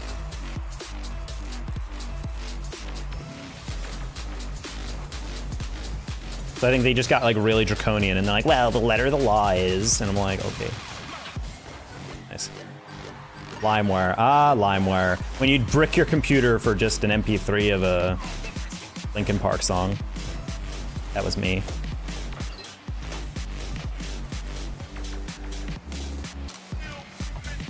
My favorite thing about LimeWire is that at the end of the day, you actually still got what you came there for.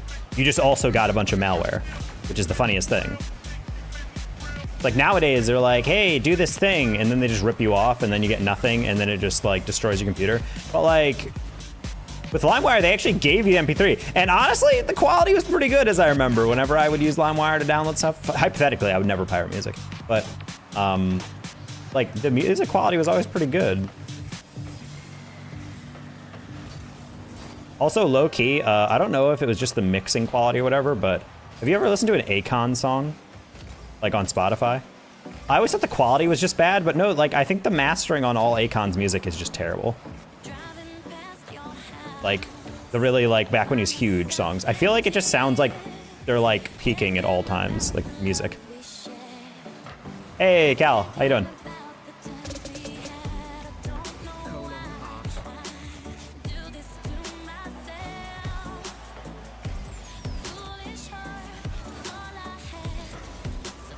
Music audio is pro 11%. It shouldn't be copyrightable. That's also my. I mean, that's also the thing is like when people are like, "You're stealing a stream." I'm like, ah, yes, just how I like to listen to my music with explosions and gunfire and other people talking over the music. Like that's not the true. That's not like a true listen. If you know what I mean. Like you might as well be playing music in your own home at 10% on a speaker in another room. Like there's at times I can't even tell you what song is playing in people's streams.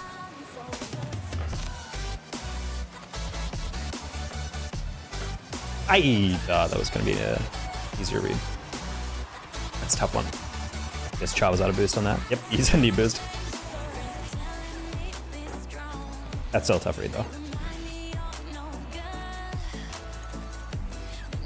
Yeah, like I keep my music at like negative 30 decibel in my stream, which I feel like is enough to like hear it, but it's not so much that it's overpowering me. But I try to keep my music pretty loud because I feel like people still like music in the background in general. They don't just want to hear like absolutely nothing. Bad job setting precedent for technology laws. I mean, yeah. I mean, I could go on and on about net neutrality and whatnot.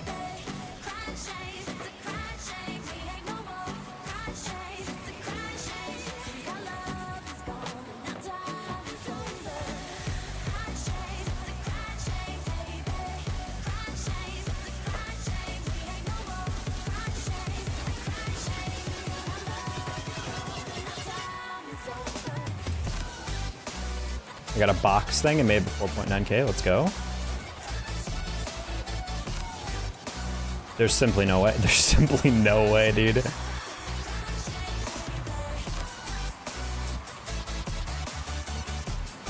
Oh, he side flipped. That's so unfortunate. If he just front flipped, it's a clear.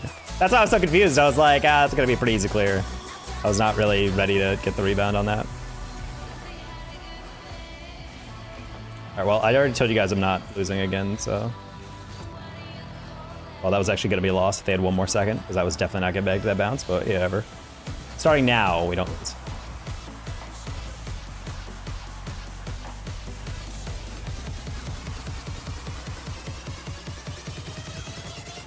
Oh, shits. Izzy, why are you going first already? You already had the other first. Leave. Okay.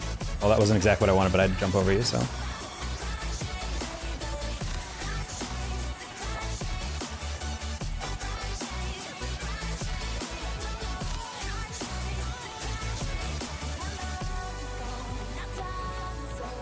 Awesome. I'm gonna leave that corner for him. Oh, I actually meant to, but off.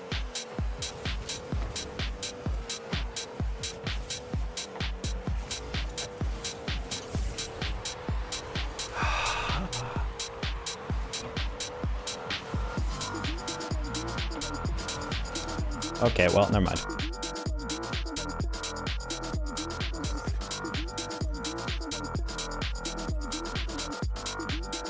The meme job in the Valley? No, I've never seen that. What's the job? I'm just gonna pause for a second. Apparently these games are not going well. Honestly, I arrowed that halfway just because I knew it was gonna be a longer hit. I thought that would lead to like us playing passive, but instead we just kind of like got beat on that last one. And unfortunately, Shaw got in a really tough position.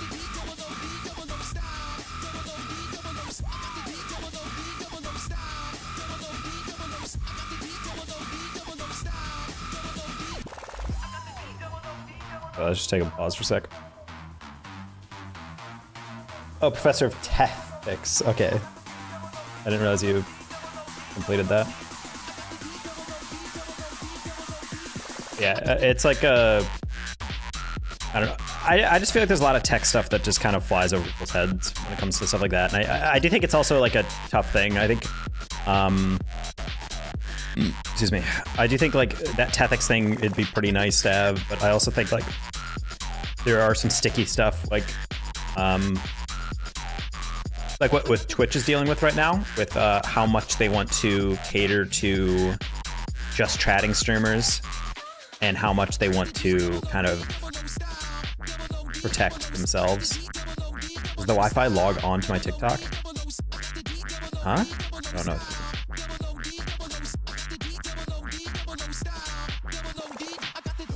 Because like for me, it's like I think what Twitch is. What do you use to trigger your thing? It's called Streamer Bot. It you just search that and then search it with like Nutty, the YouTuber, and he has like full tutorials on how to like set up scripting things. Not like scripting like code, like actions.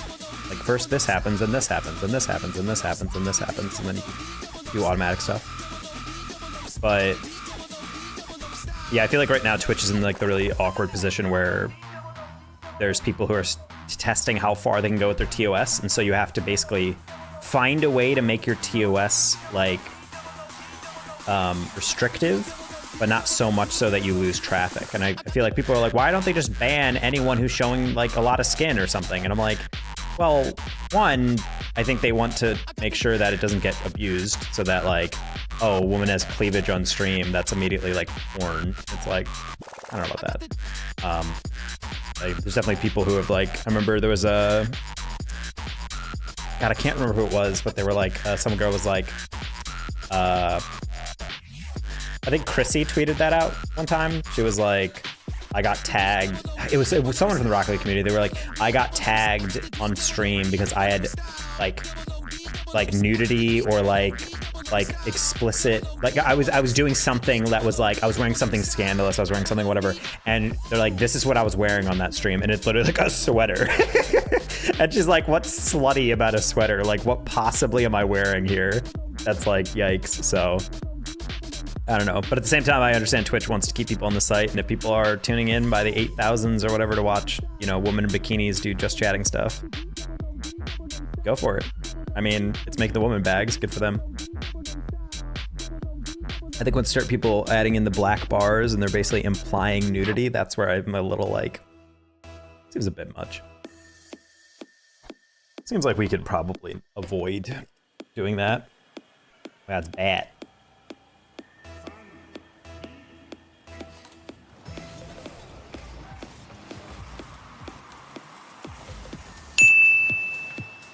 So of course the Taco Cast gets engaged, and that means that we have to, as well, get into the game on Neo Tokyo, pay it forward on Orange Team, trying to start us off before we can even get the intro with a double tap. He's gonna miss that one well wide. Batonic and Wizzy getting back into it, trying to avoid the bump, and they will, but not at the cost of a failed clear. Another one just skirting to the side. Batonic with a cut up into the side wall. Taco trying to cut across, just putting that one to safe space, but there's nowhere safe with Orange just swarming like an angry hornet's nest. They've certainly been shaken up in the beginning of this one. Maybe a teammate in the last game give them something to shake their fist at. Certainly a lot of aggression, not a lot of demos. Maybe the only reason that this game is still at 1-0. Maybe not for long. Double tap potential. Gonna be saved to the side by Taco. Milk Boy sending it back to Wizzy, who will likewise send it right back. Batonic trying to double his own off the corner. Too hard of a read, and the catch in front of the goal. Risky, but does pay off as that one is back into the midfield as everything settles back down after incredibly contentious first minute of play here on the rainy streets of Japan.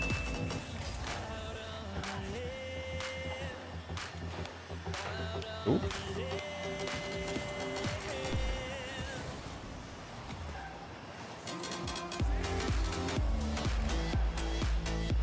Ah!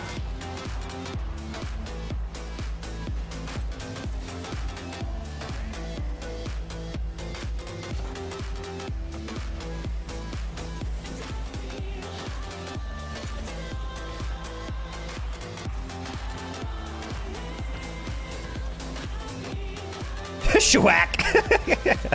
That's like a comic book smack. Shwack. How you doing, Ren?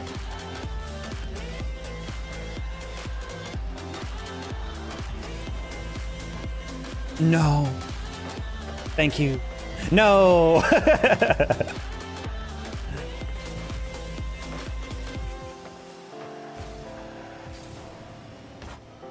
I hate how I delayed that. I wasn't sure if I could beat him on the turn, and I definitely could. I just needed to go. Nice. I knew he'd challenge early, and I'm like, if I get that high enough, it's probably a goal.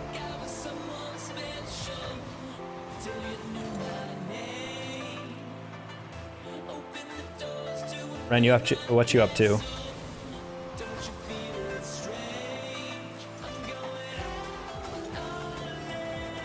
Oh.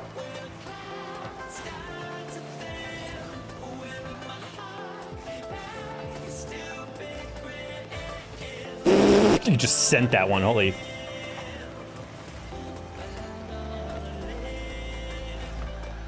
My migraine finally gone. Let's fudgin' go. Migraines ain't nothing to frick with. I feel so bad for people with chronic migraines that I cannot imagine worth fate. I feel useless when I have a migraine. Typically it's only caffeine, but starting in grad school, I started getting them just from like stress in general. If no one has ever had a migraine, I think a lot of people are like, it's like a bad headache, right? I'm like, no, because I feel like headaches are just like, my head kind of hurts. But you can still go about your day. Like with a migraine, I feel like my whole life is just ruined.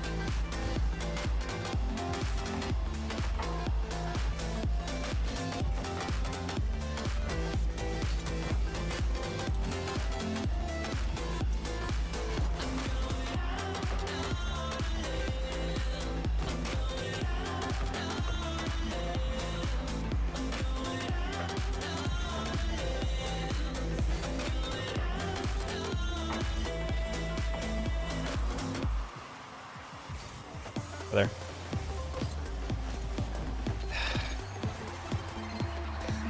I'm gonna give him a great pass for that, because that was some dog that he doesn't touch that. He literally doesn't! Oh my god. Bro just skimmed that like crazy. Pretty bad migraines. Yeah, my sister gets them. My migraines are more motion-based and sound-based. I feel like visually, I don't really have issues. My sister gets a lot of visual stuff. Like she can't be in rooms with bright lights. I remember my sound-based ones are pretty bad. That like I had to go in for grad school stuff, and I remember I would ride the train with soundproof headphones, so I didn't have to listen to anything or have any loud noises. More and more over the past year. I don't know what's causing them. Honestly, I would say stress based on what I know about what's been happening with you, Red. You've been dealt a few curveball middle fingers. Like I didn't start getting migraines until I started grad school, when I was like really struggling to cope with a lot of stuff. Let's go. What happened on this last one? I feel like I'll just randomly deflected. And us. Well, welcome back in. Always welcome the YouTube streams.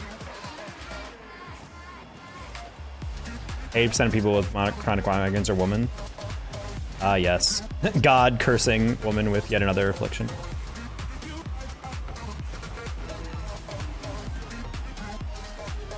Zigzag auras. Oh, sorry, CMI. Also, CMI, thank you for the 100 bits. He gifted me 100 bits after my stream ended because I never actually ended stream on OBS. So it still showed I was alive even after I raided. God damn it, bro. I was moving upfield because I was thinking that would have been fine. What happened with this 50? Just like perfectly popped up for that guy. That was crazy. I was like, okay, I'll play off 50. I did not realize it like that. Bro, I'm so sick of these games. If we lose a third straight like this, I'm gonna be so angry.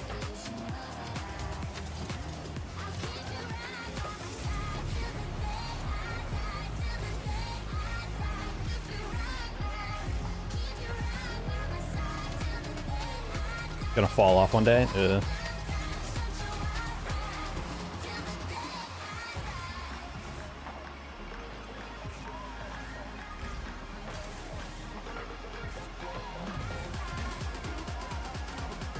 Oh no.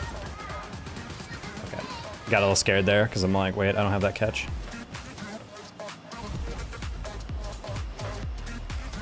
Just pass.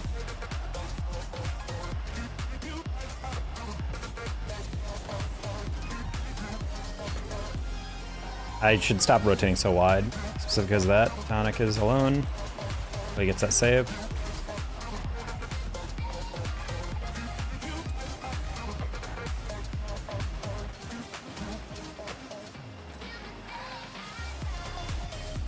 Oh, I did not think you. I thought that was a pass, Fuzzy. I'm sorry. I think he actually meant to just catch it around the first guy.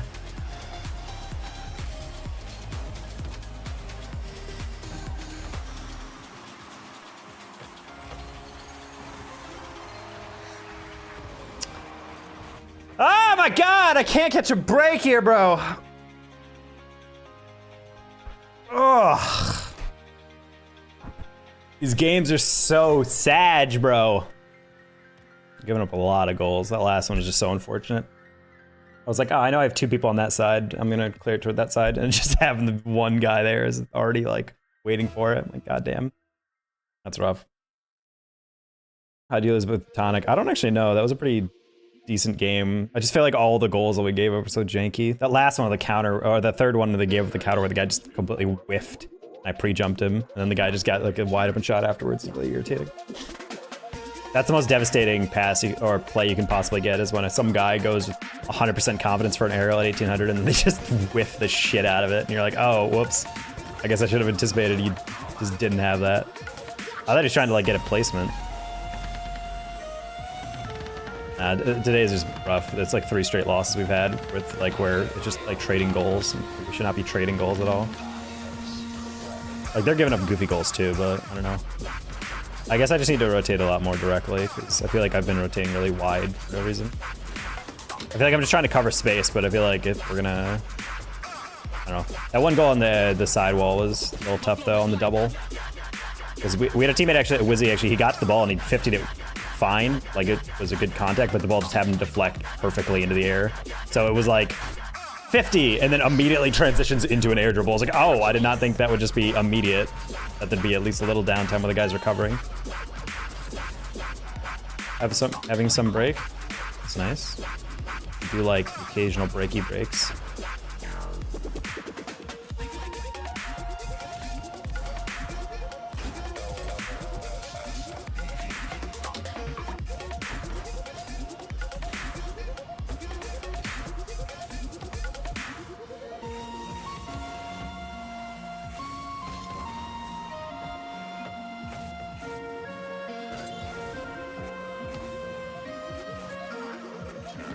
Yeah, that's definitely a tough part of gaming sometimes, when you just have those moments where all just does not do what you need it to. If it goes wrong, you know, people don't get the clear that you're looking for. The last one was just irritating because I threw it right at him, and now we're playing. Okay, buddy. Please don't join this. I don't want to feel this.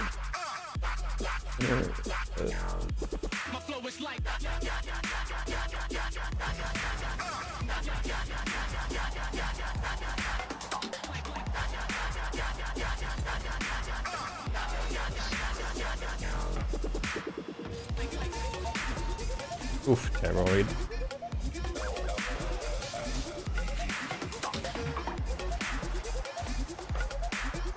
Not mean to steal that boost from him.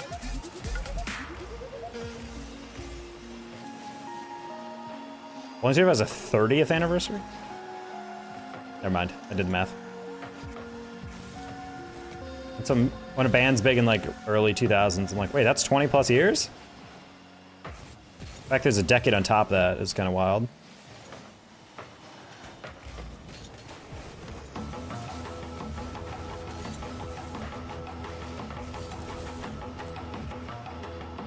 I'm gonna go play something. Alright, peace out, Reyes.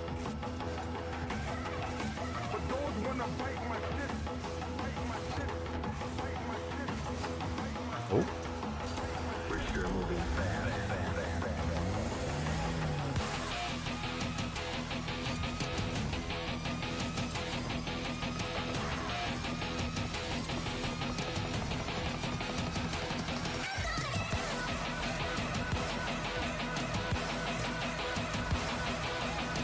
The dog's coming to Germany. Let's go. You're awesome. Okay, bye. Okay, bye, Shu. I'm trying to be awesome. Awesome for these young kids.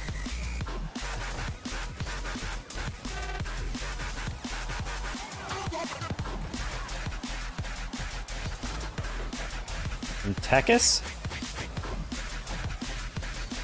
You're gonna go all the way back to the US just to see Bull and just pursue? That's for calling me here.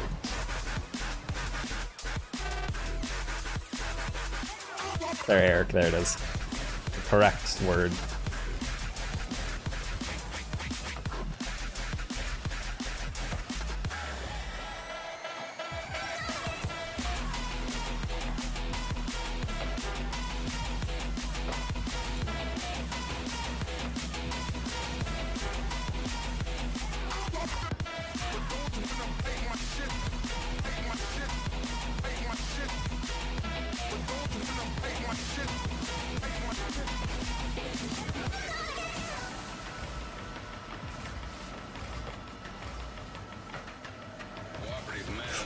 Did not see him. Did anyone else see that in the offseason, Akron Gold won all 3 Rocket League tournaments at DreamHack Atlanta? Cool. Bro just sent that shit.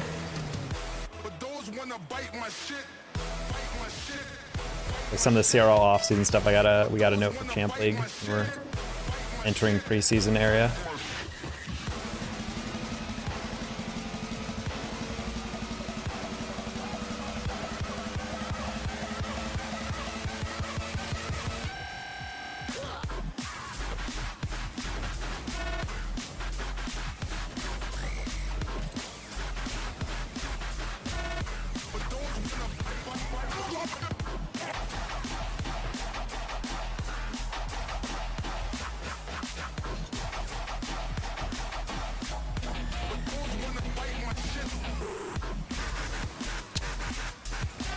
Again, this is what I get worried about. We got a 1-goal lead, and then we had all 3 of us in the same section of the field.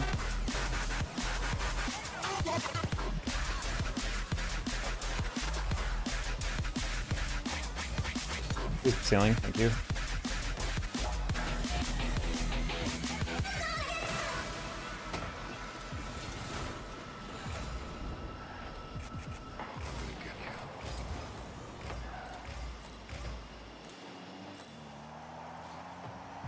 What the?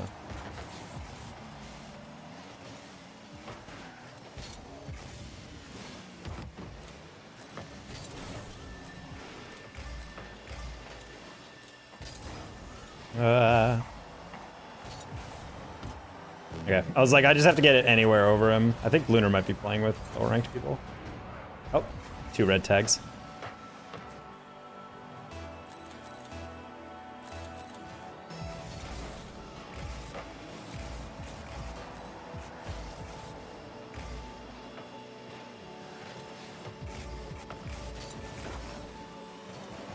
All right, maybe all you gotta do is slow it down.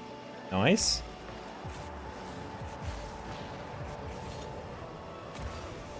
Burp.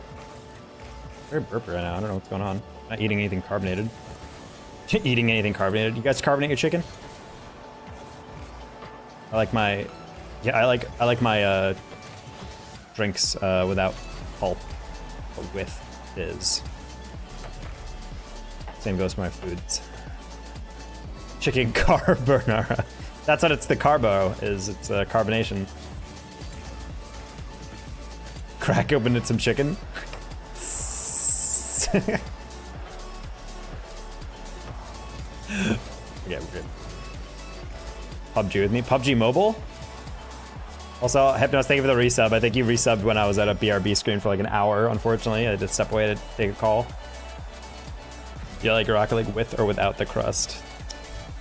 Good question.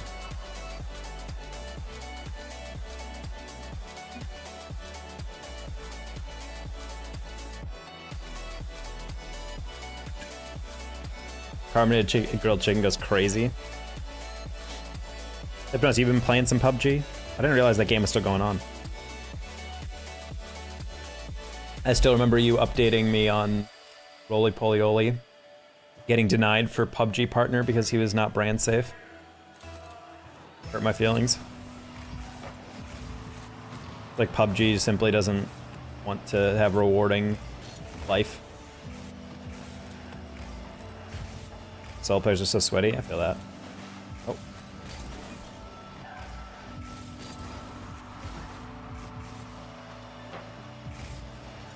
Bass has been making some money on the side doing PUBG mobile events. It's honestly kind of crazy how much the mobile scene has been keeping the game alive.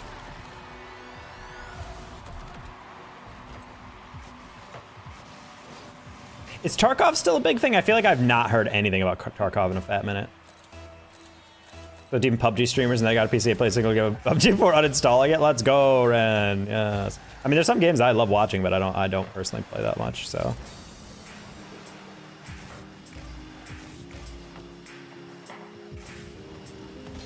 As much as I tell kids like, oh my god, guys, if you want to get better Rocky, you just gotta play. It takes a while.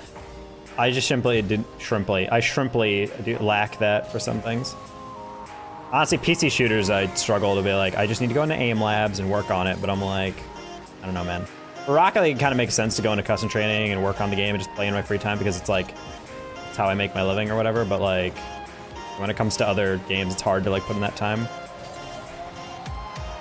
Very shellfish of you, Taco? Yes. Someone in chat is breaking out in hives just from these words being in chat.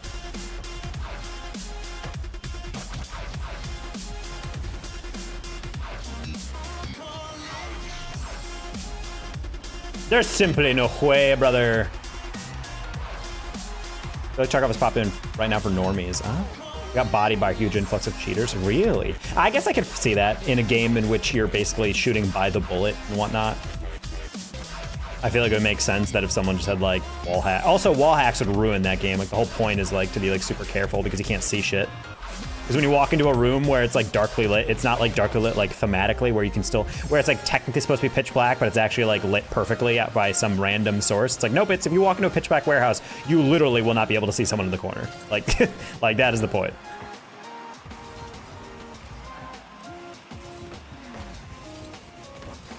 So I don't know what you thought I was doing. Oh, shot, nice. Fascinating video I guy did about how he blew the lid on Tarkov cheating. Oh. You get surprised it's called Hive somewhere. You could break out of it. That's you itching yourself while you're in some Serbian prison. So hypothetically, if someone was in the Hive's prison.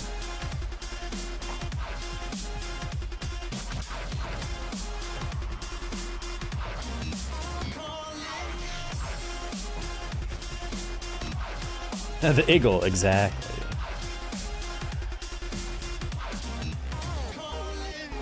I do really want to get good at stuff like the finals, though. That game looks really fun. Honestly, the more I watch it, the more I want to cast it in the future, but I know I need to play the game more to be able to cast it.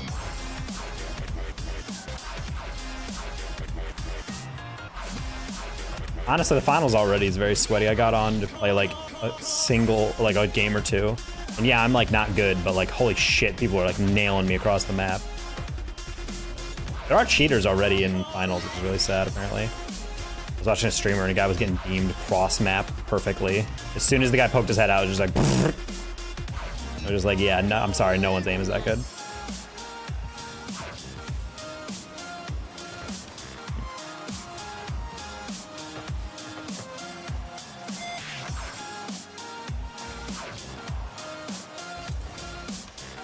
Just play the finals, the fuck? Yeah, I need to, that's a game that like is fresh.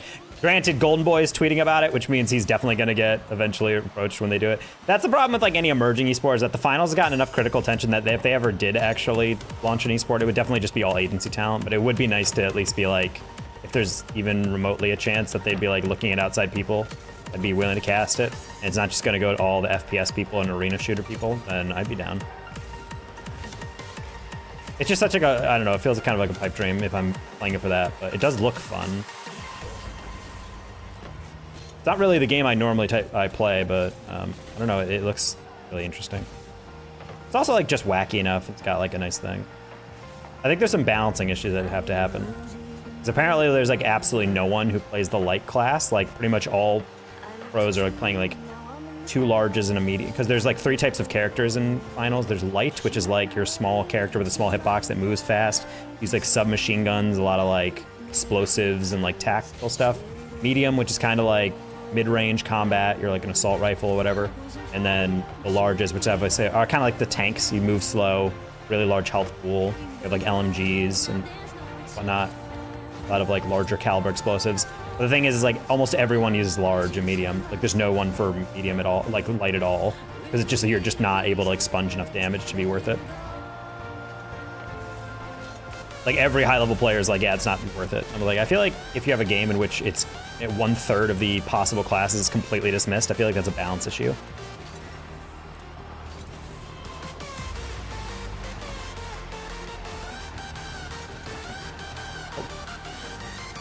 The tacticals are really fun. The fact that it's 3v3v3 is literally, it's like it's playing, it's like the gank simulator. It's like how you want to, or third party, I guess, in a literal sense, but that's the whole point. I'm going to go gun Gale online and somehow use a sword in FPS. That used to be OP. Really? That's funny. Well, maybe that's why. Played a few games of Finals, thought it was not fun at all. Like, I'm not getting lied to about the game because everyone is just desperate for new esport. Finals would never be a good esport. I think I could see it being interesting in that. I just like the idea that it's a three-person shooter. It's like a very close thing. I think the issue with games like that is, right, I'm trying to imagine how it would be. I mean, all you need is just like some good observers to make that shit possible, be able to bounce around. But if it would be a good esport, it would have to come after they clean stuff out. Personally, I think the finals long term will definitely try to do esports and whatnot. Don't like the finals, just shoot the gun and run around. I mean, yeah, but if you learn how to like demolish like the buildings and use them to like no shortcuts. I mean, it's a very unique idea to be like, man, I wish I had a shortcut from X to Z, like from A to B, and then you realize, oh wait, I can just like blow that wall down, and then I climb up the ladder to the second floor, and then I can get it to where I need to go. I feel like when I'm watching high-level players, it's interesting to see how they view the map and how like the finals allows you to do that. Also, it's like the first like actual arena shooter that like advertises everything is destructible, and like straight up it is, and that's one thing I really like. I also like the idea to throw like the fire extinguishers and like the goo gun shit, like all the those like tanks. I think it's like a really interesting mechanic to be able to pick shit up and throw it across the map. It like forces you to actually like, use bits of like the environment as like a weapon itself, which I really think is an interesting addition. But I think the finals, in my opinion, they're definitely going to want to try and do an esport sometime in the future. But they're doing the smart thing in that there's not even a private match option right now. It's just, hey, do you want to go to practice mode? Or do you want to play quick play? Or do you want to play like tournaments or whatever? But that's it. And so I think right now they're just using this like beta test and then kind of the large scale public test to basically just get certain balance things. They're going to do that for a couple of months. And then I think once they patch all that and it gets to a point where people are mostly like, yeah, I like this, then I think they're probably going to do that. I think they're doing it the smart way. I think the worst thing so many smaller developers do is they try to launch their game and immediately be like, this could be an esport. And it's like, I don't know, man. I think you got to let it breathe. Let people see how they think about it. I'm like, I think the worst thing, I mean, that's kind of what killed Omega Strikers for a while. There was a huge influx of players. I mean, Vaudable like had his Twitch channel and YouTube channel explode because of Omega Strikers. And then slowly that shit went away because the devs tried way too hard to push into esports and collegiate for some reason. I'm just like, what? Why are you recruiting for a game that's like been around for like months?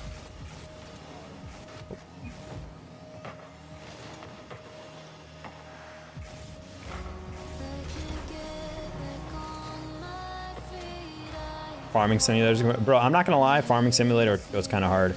Bro, the freaking farming companies sponsor the teams. You got John Deere Esports, you got Husqvarna Esports. Like, come on. It was hard as hell. I'm not gonna lie, I would unironically watch Farming Simulator at DreamHack if they had a championship there. I would 100% be in the crowd. We literally sat there on stream one day, watched an entire VOD of a championship. I was locked in. I was so interested. It's like, how the fuck does this work? You gotta admit, it's Google David esports scene. But that's the whole point. That's why I like esports. Supersonic is the guy who coined this term. He's like, I like making mini competitions out of things. And I'm like, that's literally what I like about esports. Any game mode in which there can theoretically be a way to measure how well you're doing can be made into an esport. And I love that. Like, hey, you're really good at Farming Simulator? Then, hey, here's an esport in which you race against another team to farm better and bale hay. Like, fucking hell yeah. Gotta let some games be fun and everyone be competitive and ranked. And yeah, but at the end of the day, it's always gonna have that. Because I think if a game is purely casual for too long, you get in a situation where Fortnite is, where there's a competitive scene, but it's an overwhelmingly casual game. And so the statistic I remember hearing from Panda on the Fortnite side is that the issue Fortnite's having is that like literally like 1% of their player base says they play it like competitively. And I'm like, if you think about it, that's like a crazy low percentage, especially when you're trying to fund an esport. Like, people watch it, casual fans watch esports, but ultimately people get onto Fortnite just to screw around. So it's like, how do you advertise FNCS as something and try to push money into it when like 99% of your player base, based on your market data, is not there to watch or play like that? Small indie developer, was it? Who?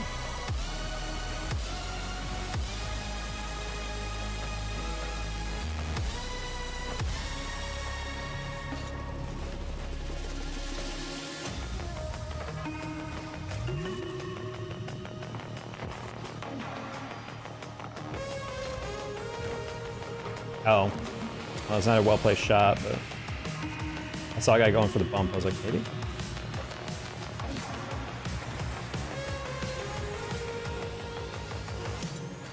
No, I didn't know you just lob it like that, bro. I could have scored that. Ugh, hi, JD. I forgot any sport basically ready to go with Paragon. They dropped for Fortnite. Paragon, I don't know that.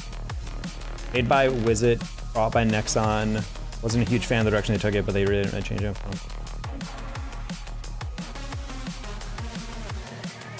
What game were we talking about? What was it? Someone figures out how to make a battle royale where it's fun as a viewer, it's over for y'all. Well, that's why I think the finals is actually pretty interesting as an esport, because it's not the traditional battle royale if you think about it, because it's 3 people teams, and it's not 100 teams of 3 people, it's 3. Like, if you wanted to hold a LAN, you just get 9 PCs. Like, the one thing that people always criticize Fortnite for is that it's really hard to organize. People are always like, why is there not more LAN stuff at DreamHack for Fortnite? I'm like, well, think about that. Like, how many PCs you need? Like, when we ran online competitions for CCA Fortnite, like collegiate Fortnite, it would be like 100, 120 people in those lobbies. And so if you're running a LAN for them, like, you need 100 PCs. On Apex, when they do their championships, they choose the same arenas over time because they know they have the PC capacity, because you need like 60, 70, 80 PCs for all the people. Not to mention, on top of all that, the practice PCs that aren't on a stage that teams have to use to get warmed up and shit. So it's like, when you have to plan that shit, it's crazy. And for Rocket League, you just need 3 on the stage on one side, 3 on the side on the other side, and then you need like practice rooms for each team. But overall, that's only gonna be like 48 PCs, maybe, across all the teams. You have 16 teams in a major or something. And like, for the most part, any major LAN facility can rent out PCs, and that's fine. But when you're talking about Fortnite, you need 100 minimum. It's like, that's a lot. So I think with the finals, the only reason I'm like, I think it's kind of interesting is that it's not a massive esport to get people on. It's only 9 people. It's only 9 people that you need to get. So I think it's like, if they could find a balance to it, watching that game, honestly, I think it's really interesting. There's a lot of tactics to it. There's a lot of like rewards to like going off on your own. You can't really be a Slayer in that game, which I kind of don't like, but it's still interesting to watch. It's ultimately like, the one thing that I was seeing, and maybe I'm just a bad aim, but from what I can feel like when I'm playing the finals, is that I feel like it's very hard to like get 2 kills in one mag. And maybe people are like, well, duh, like that's how it's supposed to be. But it feels like very much like people have just enough health that you kind of have to like take your fights really carefully. And I think that's a good thing for the esport, but it also means that it's a good balance of risk and reward and using your utility well. So I'd be down to watch finals in sports for sure. But I also understand that for some people, it's like, I think this game would be boring. And I'm like, I don't know. Spectating only 9 players, that's not too bad. I miss the golden days of Owl. Yeah, I never liked watching Overwatch. Overwatch just seems like way too much on the screen. Okay, that's a lie. I don't mind watching Overwatch. I was never a sport I seeked out. I just don't think I like anything with heroes. The closest I can get is Valorant, but that's not really heroes as much as just like CSGO with like the occasional power up. Well, not occasional. There's a lot of powers, but I don't know. I feel like I've progressively gotten more and more into Val and CS as like a casual viewer, but I'm not like actually like, oh, I'm super into the C-sport. I'm just kind of like, if it's on, yeah, I'll watch it. My friend's playing a tournament, yeah, I'll watch it or whatever. But it's a definitely a very, I think the drama of like something like COD S&D and basically the Call of Duty Search and Destroy mode is basically exactly what CS and Val to me are, and it includes the drama of like you only have one life, gotta be careful, gotta be really like, there's a lot of like ridiculously over the top strats for the maps you play and whatnot. Hard to spectate, there's a lot going on, yes. Well, that's why I think Rocket League is the best esport at a collegiate level to produce and also to recruit for. Rocket League just has so much go for it. You only recruit 3 players, or if you're a college team or a pro team, you're only paying 3 players. If you're running an event, you really only need like a producer. Like, yeah, it's nice to have an observer to like cut to specific players at specific times, but ultimately director camp is pretty good at a tournament. You can kind of just throw it together and you're good. Whereas other esports, if you don't have a good observer, your broadcast might as well just not even be a thing. Work time, have fun. All right, live long and prosper, Zero. Have fun at work. I was really fun as a spectator 2019, 2020. I had never even watched the game when I was in the height of watching that esport. Oh. $5 season pass lets you watch from any POV inside Twitch with follow, though. It's kind of cool. I just want to watch one player. Never good enough for Angod. Angod is very, very cocky, very demanding. All right, my bladder's about to explode. That's why I'm not queuing right now. So I'm going to take a break. Get our right back. Enjoy the bird.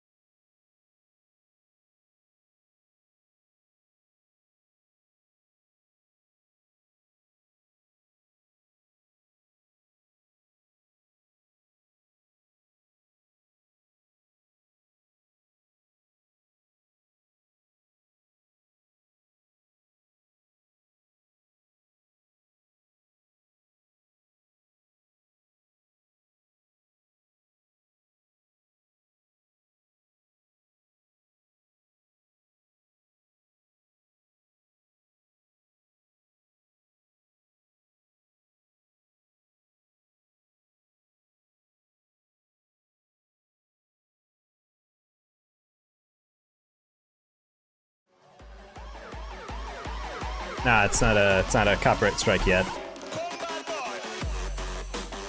Not quite yet. Yeah, I think we should all aspire to be like Bejeweled Duckman.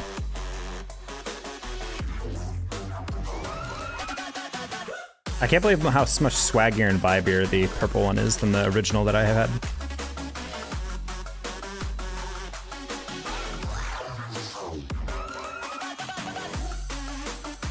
One of the things that early Dota 2 produced events that I found interesting that had maybe 3 good spectators max.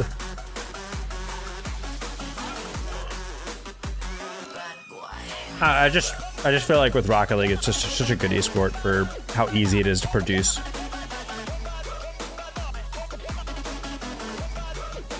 Legit my favorite thing about Rocket League, and honestly it's why Rocket League has a lot of money in it as a commentator compared to other esports.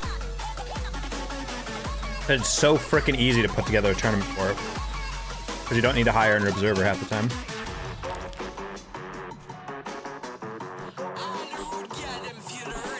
If you want it to look extra professional, then you do, but for the most part, you're good just raw dogging it.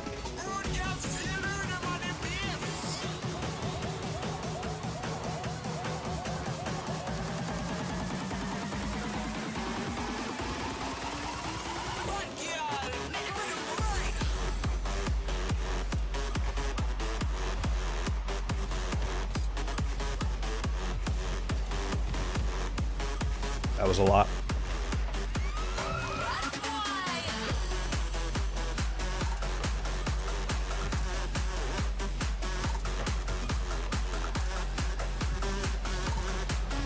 Oh.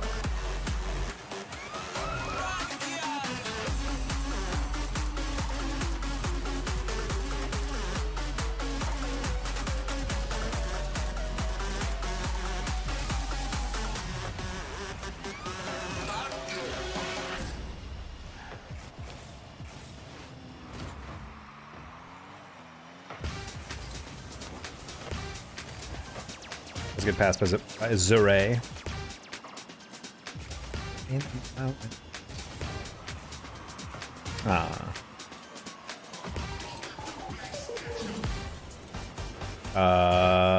We're fine.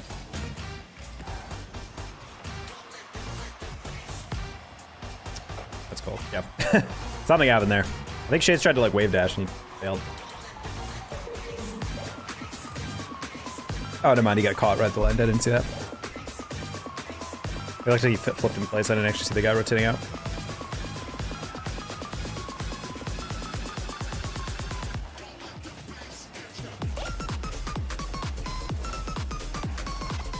Okay, I thought he was gonna do something more, I don't know, patient than that. Kind of lazy. Just flicked. I also didn't think I could fake chow that myself, because I thought if I did, it would just be immediately in my net. Or immediately demoed.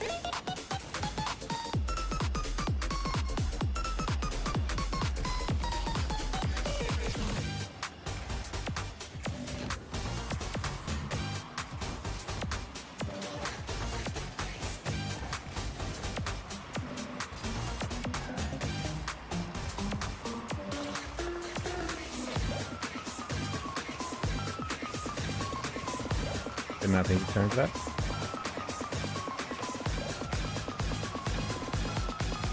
Almost.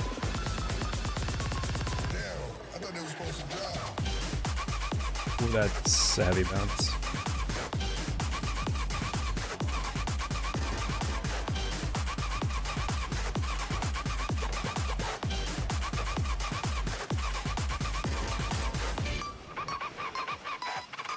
Shades, goat? The goat? The goat. Oh, it goes smooth. Shades is like legitimately one of those players. I feel like every time I run into him in ranked, he's like a ranked demon. Incredibly good.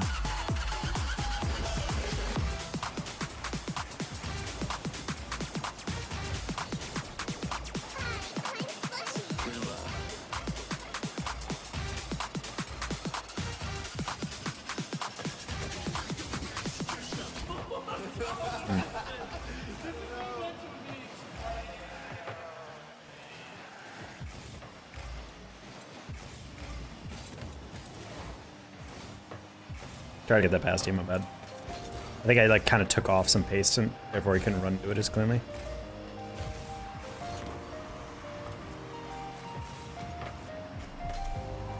Oh no, I have chicken in my teeth. Oh god, I have so much chicken in my teeth right now.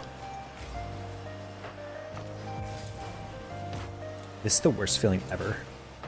No one has ever been more uncomfortable, more pain than me right now. Carbonated chicken? No, regular chicken.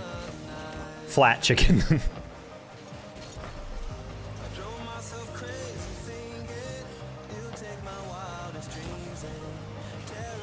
Wow, I almost sniped him. I just couldn't make it powerful enough.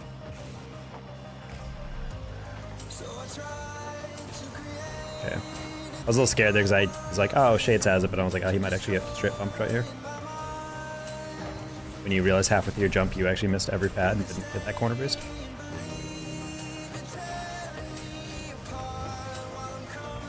Are these guys in a party? They're not. They're just actually driving like demons out here. Crazy.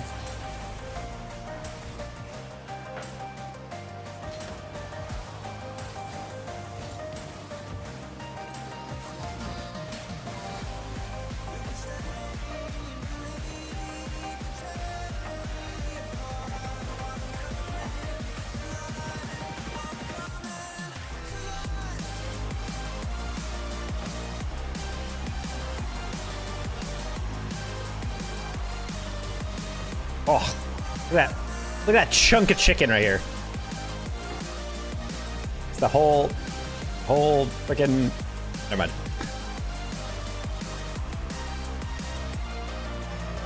Chicken's big as my thumbnail. Shit, stuck in there. I don't believe in chewing.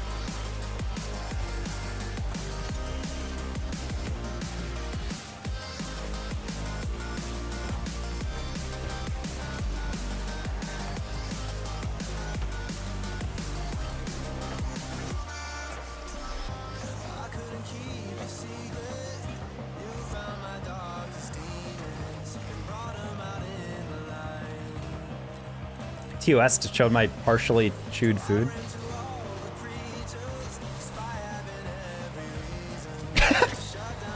Shades carry. All right, buddies.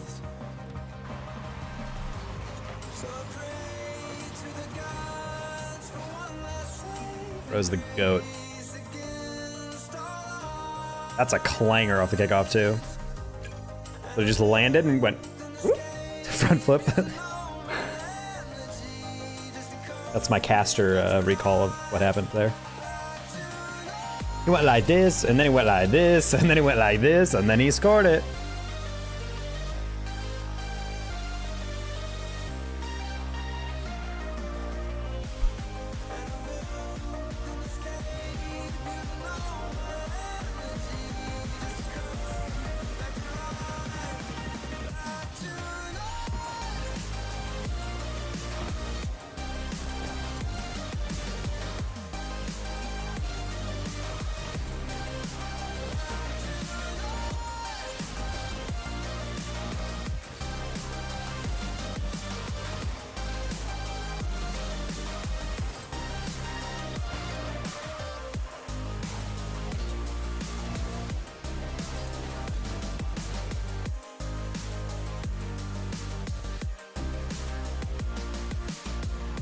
Oh, there we go again. Ow! I bit my tongue. I bit my tongue while chewing my granola bar. Now my tongue is gonna be numb.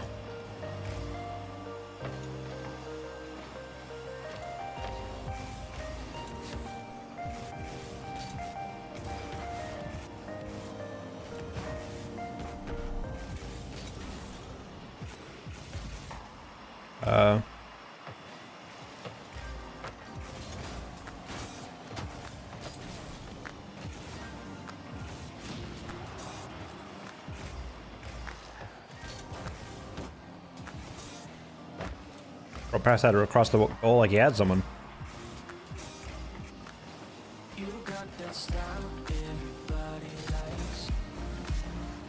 Why are you right next to me, brother? The whole reason I'm jumping for that is because you're not. I'm guessing we jumped at the same time. Yep. I just saw him in the corner. I was like, ah, that's fine. You'll be back.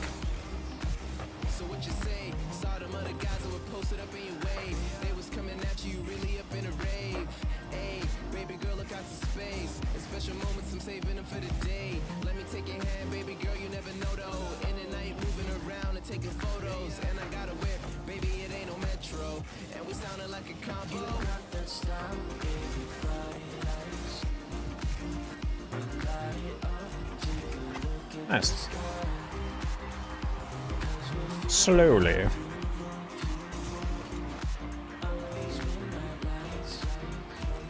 Gonna dive a little deeper.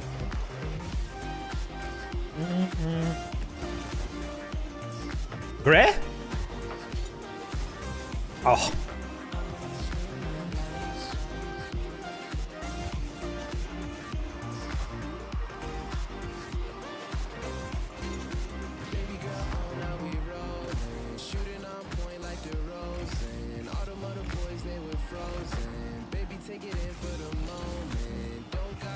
Okay, nice.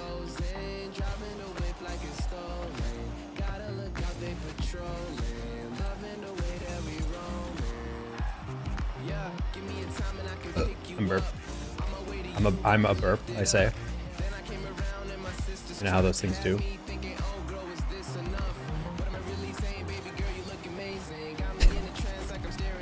Lot going on there.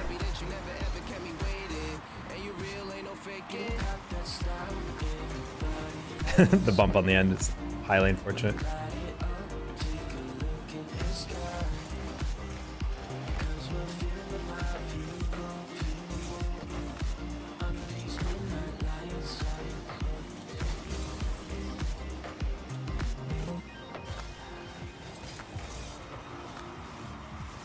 Ow.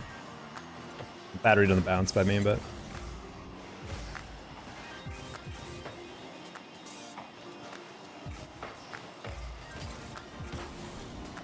Yeah, I saw him get bumped. I was like, that's gonna be close at least.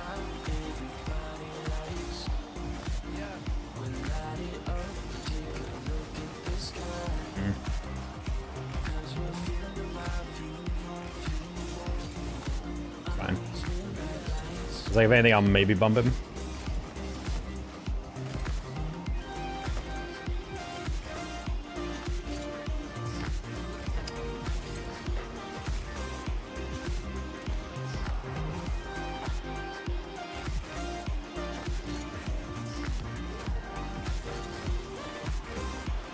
Nice. Okay.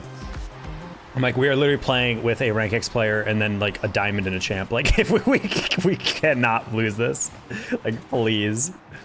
You should be kind of free game so long as Lunar doesn't carry.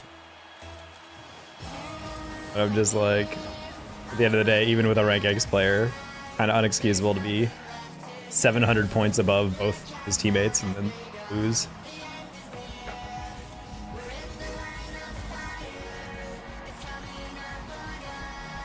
Hello, Elias.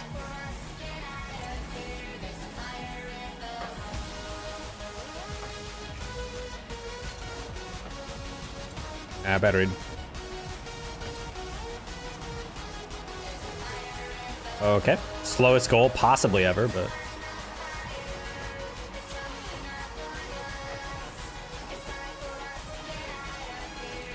Whoop.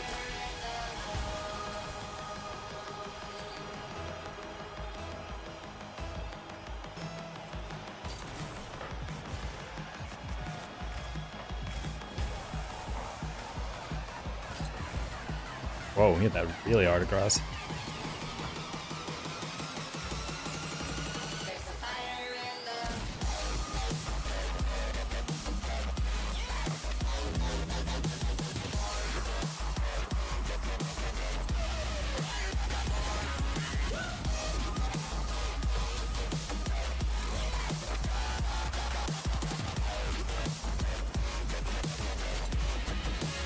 Oof.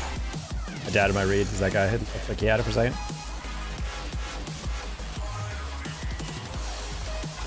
Nice. Okay, cool. This is what we should be doing. Just to force the weird, the second and third into weird reads, and they're not gonna be able to keep up. All I want. Right there, even Lunar can't keep up with those sometimes.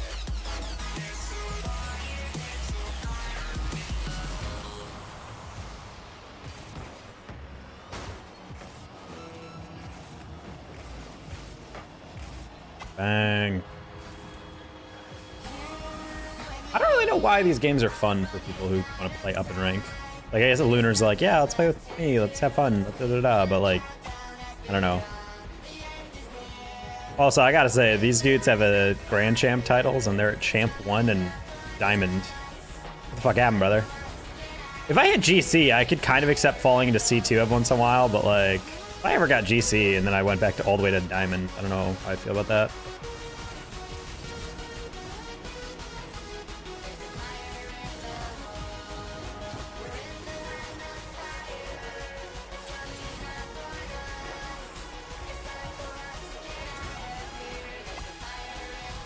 Diff score. Oh, bro, the stat padding is egregious right now. But I'm trying to get out of this game.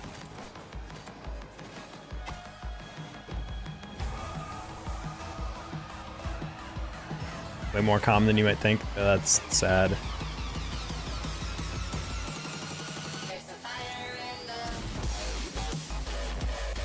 Someone please turn off the lights.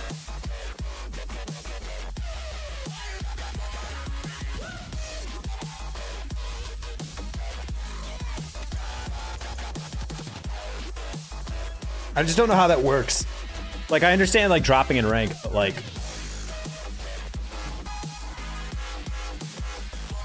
GC1 in the new structure, I think, is 1450, aka back where, like, C3 used to be, like, in the middle. So it got lowered, and I get that, but, like, C1 is, like, 300 points lower. Like, I can understand dipping into that shit every once in a while. Like, ah, man, we've really struggled or whatever, but, like, actively playing in that rank for a while while being a GC tag, that just feels... I would take off the GC tag. There was times where I'd fall far enough that I'd take off the SSL tag because it felt kind of weird to have it on. That's why I find it really funny when, like, I see that shit. Especially a diamond to the GC tag, it's even more down.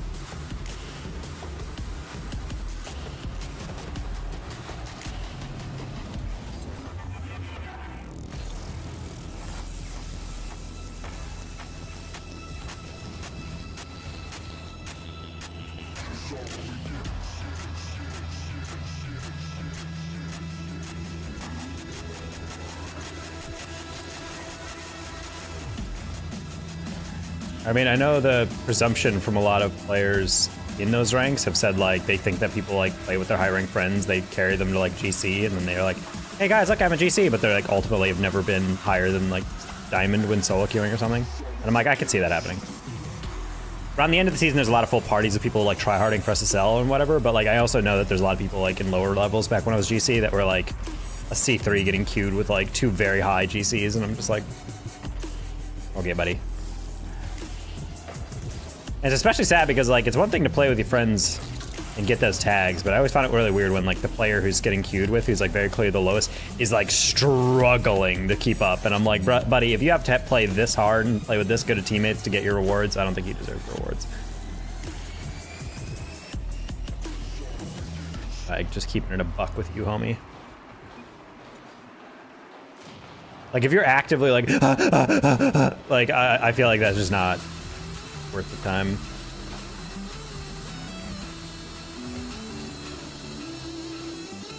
Like, at least when I played with people who've gotten close to SL before or gotten SL together, I feel like I was still putting in my work. I feel like if you're putting in equal effort, then at least you have that. But if not, you're in that, like, weird mid-ground. Hey, Pat. Like, I feel like if you're, like, consistently at the bend of the leaderboard and, I don't know, you're getting dusted to a lot of aerials, you're getting bad touches, it's just kind of like, I think you need to accept that you might not get it this season. Like, I was, like, kind of upset I didn't get SSL in season 1, but I also knew I was, like, super stressed. I wasn't playing hyper consistent that season, so it was fine. Also, back then, season 1 was, like, 1900 in threes to get just, like, your first win into the rank, so it's kind of, like, forgivable. Like, well, I didn't get it in the hardest season ever to get SSL, so I had to get 40 points ahead, like 40 points more than you usually have to just to get SSL once. Was that the 1910 or 1915? I think it was 1910, so 35 points.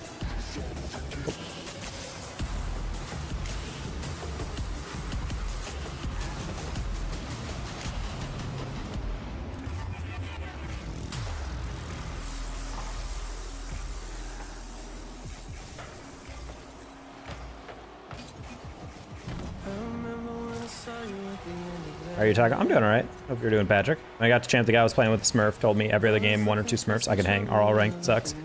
Yeah, I mean, that's the issue with people on Smurfs. I really don't understand how we don't have dual authentication. I really feel like there should be that at minimum.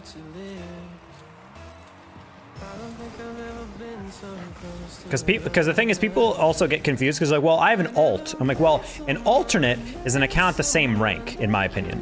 Like the whole point of an alt is that you don't want to, you just want to play kind of carefree. Ooh, nice. And so you play on your alternate account. So if you win or lose, it's like, it's okay. That's not my real ranked account or whatever. But when people are like, oh, it's my alt, I'm like, bro, you're 200 points below what you normally are. Like, that's not an alt. That is smurfing. You are playing below where you're capable of. Especially some people who I've talked to about this, like, oh no, it's not that big. I just have an account for playing with my friends. I'm like, I get that, but you're smurfing. Like I know the justification is like, what am I supposed to do? Never play with your friends? I'm like, I don't know. You can play casual. They're like, casual's boring. I'm like, cool, then don't play with your friends. I'm sorry, but like, you just it's either smurfing or you're purposely playing bad to like try to play down. It's just weird.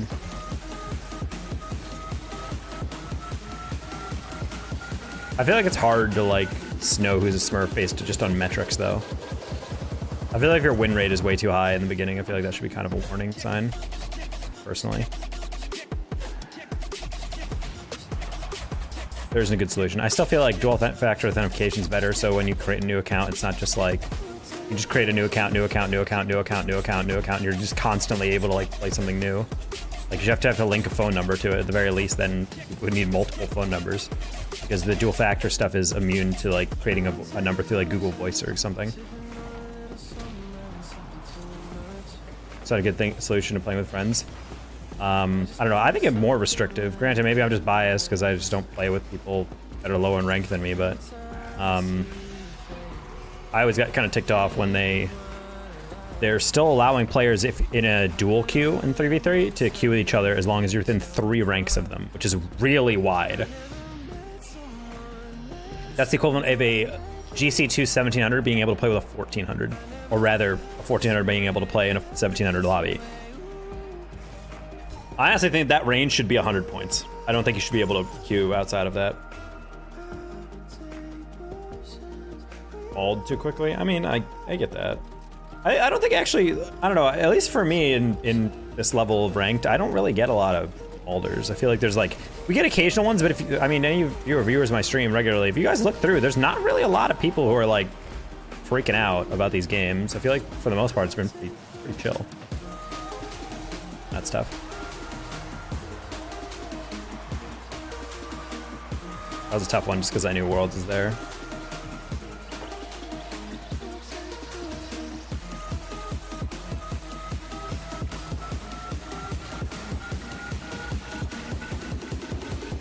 Maybe it's just like me, like you get angry behind your computer, but like personally, like, yeah, I don't really hold publicly.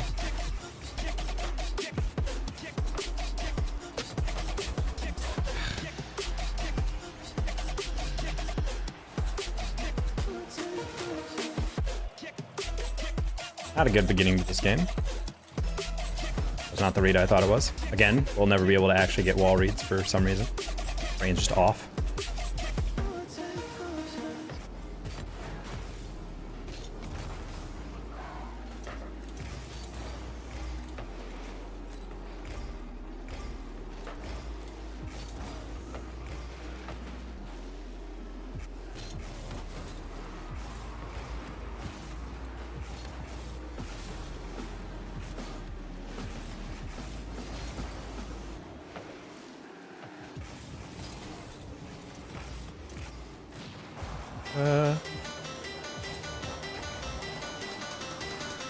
I mean, there's like a lot of ego to it, but I think there's also a lot of people who, at this level, you know why exactly why you lost, which is why I feel like tilt is not too bad, because it's like, oh, whatever. I feel like at lower ranks, I mean, it's also the reason why, like, I tell you guys, like, I'm turning over a new leaf on my stream. I feel like I'm gonna focus on improvement. I'm not gonna get as tilted, but I still get tilted at like 16s and kind of low 17s ranked, because it genuinely, what makes that frustrating is that you're not losing because you're like worse. You're losing because you have no idea what's going on, like with your team.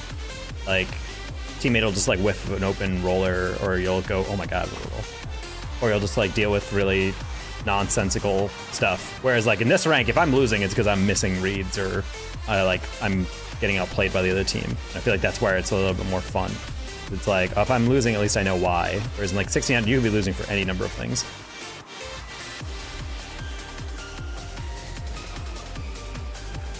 You lost the Q ladder. Yeah, exactly. Like you just happen to get the teammates who are like not, you know, ready for prime time here.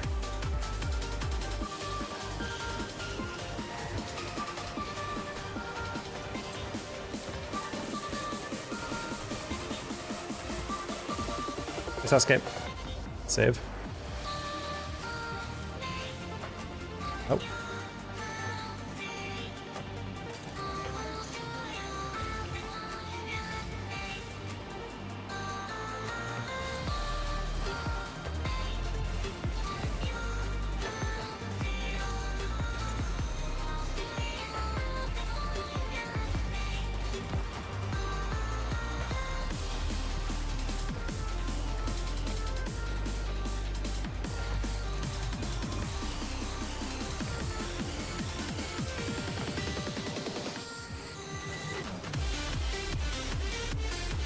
Oh my god, wow. I got to it too quickly and realized my cut wasn't going to be quick enough. I changed my mind also. I wanted to pass it back, and then I realized Tanner was the better option, and then I waited too long. I was driving too fast. My bad. It's been a bad game by me. He's 15 now. Oh, no, he wasn't. Interesting. I think he changed his mind halfway through. Hold on, I'll catch up in chat in a second. I want to amend for his game. Gonna hit that immediately. Yeah.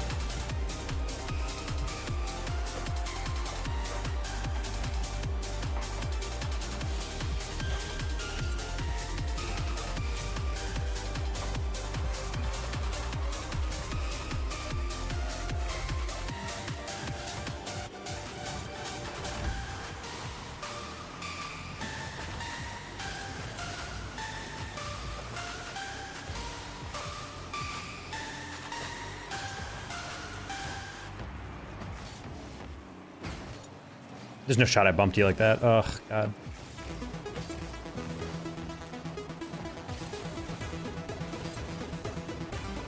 Ah, God, dude. Such a weird game.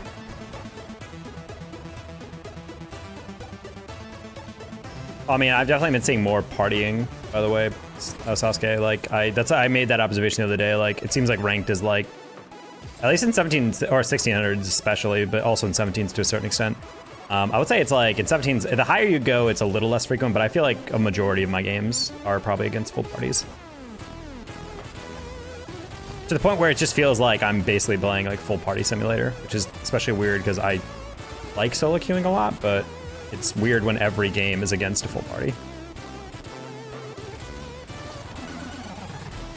No, that's a shame. No problem.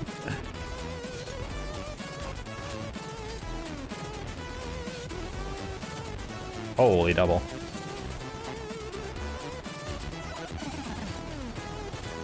Winnable?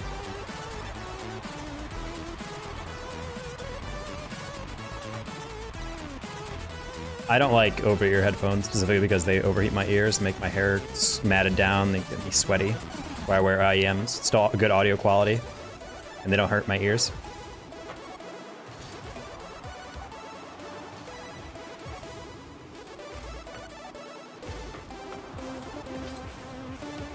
No. That's a shame. I'm wild out that they actually didn't go for that. I was hanging back just in case there was a deflection or clear, and they just actually let him pass that.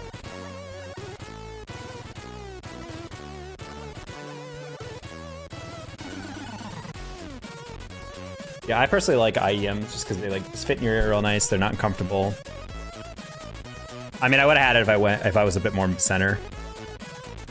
I just wasn't expecting them to like allow that pass. I thought he was gonna go on the back wall. They just kind of like watched him.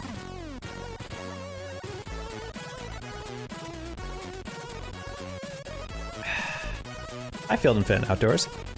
Yeah, IEMs, in-ear monitors. You can get really expensive with them, but they're basically just like these big casings, basically. But they're like a wired headphone. So it's just, you know, like a regular headphone cord up into, you know, this kind of like more solid housing, but it's just like an earbud, like an in-ear bud where you just kind of like slide it in. And so the sound quality is like very good because it traps it in. Kind of, it's what drummers wear during shows to like hear the track or whatever. So you're a Rocket League guru, I hear. I've been known as that. What's up, OJD? Oof, excuse me. The DT 990s. DT. What brand is that? So the reason I like these headphones is because they fit in your ear. They're really good audio quality considering these are, I think there's like 20 bucks. I just needed like regular headphones. But to be honest, like if they break, I'm probably just gonna get a new one. In the future, if I have some like disposable income, I'll probably drop some money on like those on like more expensive ones. You can get like really nice bass and like really ridiculously over the top IEMs that are like the same size. They're like $200, something like that.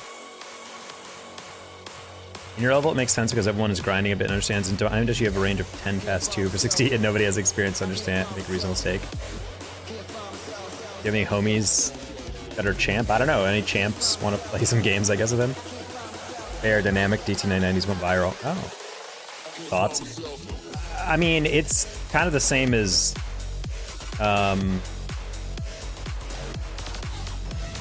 Wait. I just muted one dude and I muted both of them.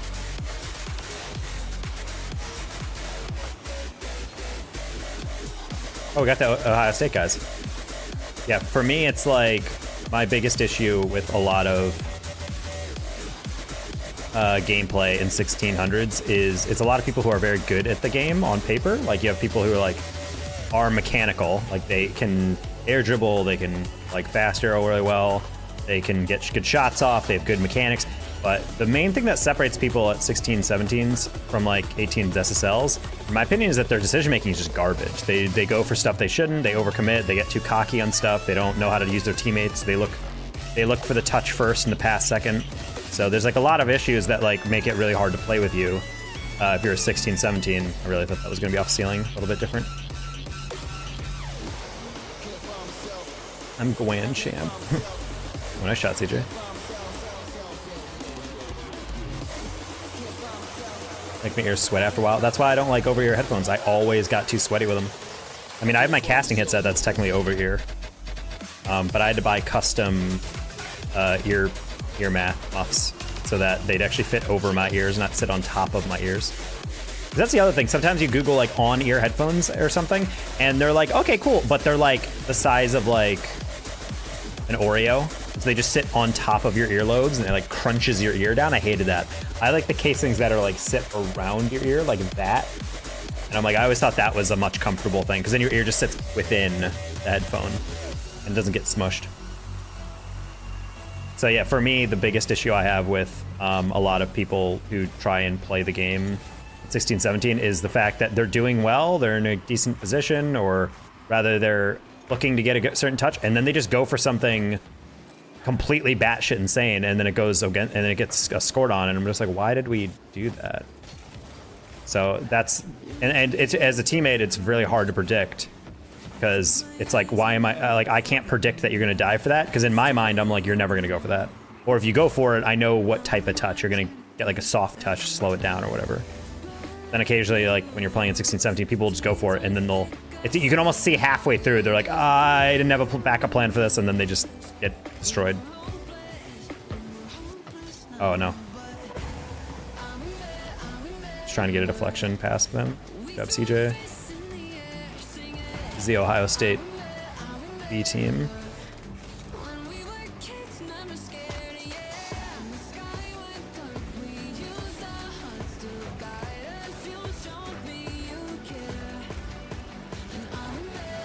Nice.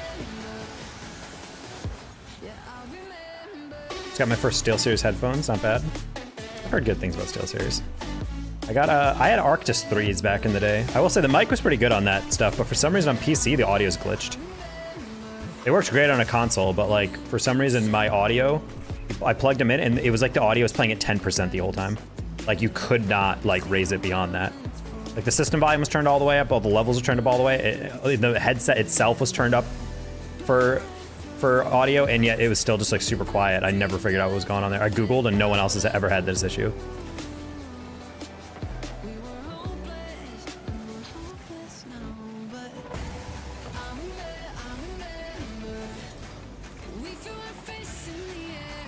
Oh, Hyper's getting trash talked. Bronze IQ with RLCS mechanics? Oh, damn. Okay, well, in that case.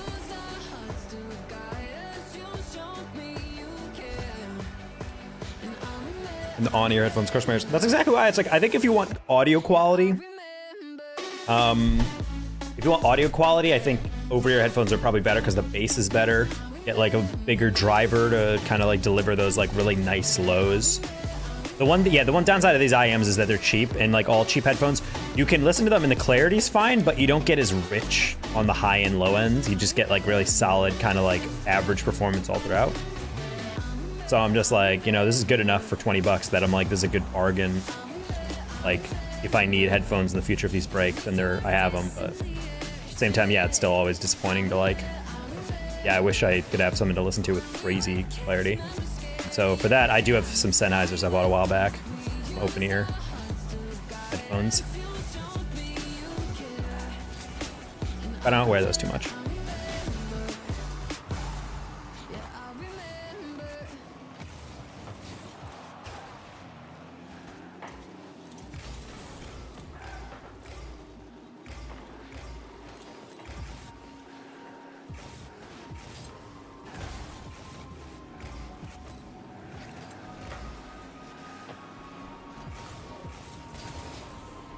Okay.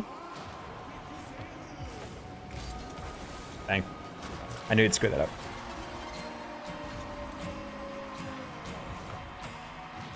I like that your Twitch and YouTube show up on the stream, Big W. Yeah, I was multi-streaming, and I feel like I was talking to YouTube chat and I was talking to Twitch chat, and people were like, who are you talking to? I'm like, both? And they're like, well, we can't tell who you're talking to. I'm like, all right, I should probably have a chat that shows people across the chats, so there's less confusion.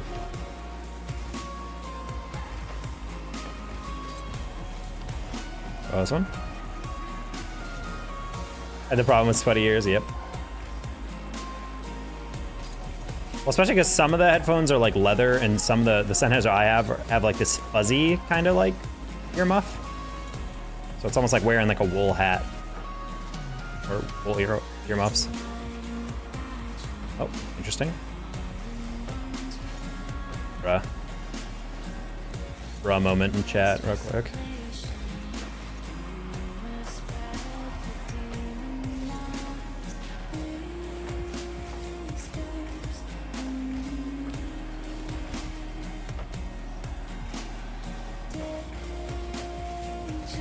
Just taking a 50 there. I'm just gonna leave that for teammate. Nice.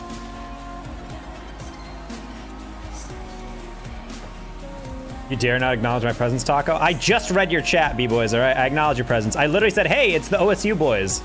You didn't even say anything in chat. And if you did, then I guess you're right. I didn't acknowledge your presence. But I didn't see you, don't worry. I acknowledge you. You could go back in the VOD. I was literally like, oh, look, it's B-boys. That guy's really handsome. CJ is also like incredibly muscular and attractive.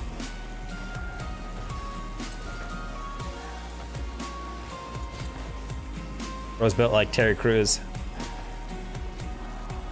Trying to get a sensei, exclamation point coaching. All right, chat, we should just name a time this week. Maybe for like a New Year's gift where we just do a coaching day. We just do randomly assigned replay reviews on stream. We haven't done those in a while. I keep saying I want to do one, but then I always forget to actually schedule it out. I feel like it needs to be a day earlier in the day, maybe on the weekend.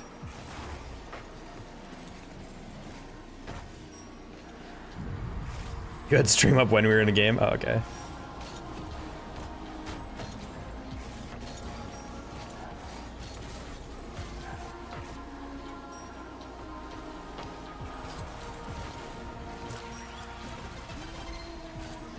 At least if they're regular. There's not too many mischievous peoples in here.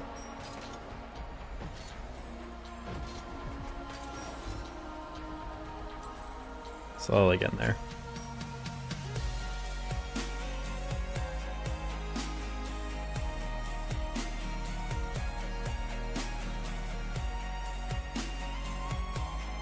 The one downside of having my CRL Analyst tag is that it's a unique tag that few people have, but I don't get the same, like, official... I remember people used to come into my chat and be like, oh my god, you have an SSL tag. That means you actually have been SSL. I'm like, yeah, but I don't want to use an SSL tag if I have a cooler, more unique tag. We did have that one guy a few days ago that took an hour to get them to admit that they were silver. Yeah, but that guy admitted he was memeing, and he also was like, he was kind of a cool dude at the end. I mean, he was playing a character. It was just very aggressive in the beginning. Where he's like, 1v1 me, get in a lobby, oh my gosh, da da da da. And I'm just like, I thought he was baiting for a TikTok. I thought he was like doing the thing where like, oh, he challenges a streamer and then he like gets his friend who's like a GC 3-in-1s or whatever to play him. And then it's like an actual like, oh no.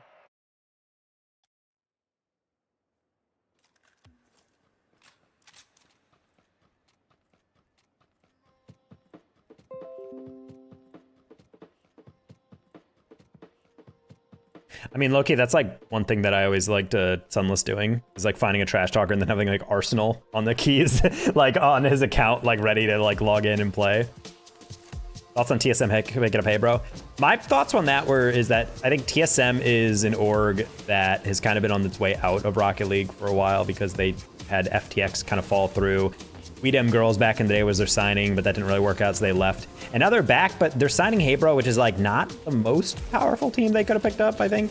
Or not could have picked up, but obviously not like a team that's like one of the best in all of North America. They're doing well in off season, but that's not the same as doing well against Gen G, not doing the same. It's not the same as doing well against like G2 Stride and all them. So I think it's kind of like an org on a redemption path, picking up a team on the up and up. And honestly, if they can do that well without doing this full time, I'm really curious to see what that's going to look like.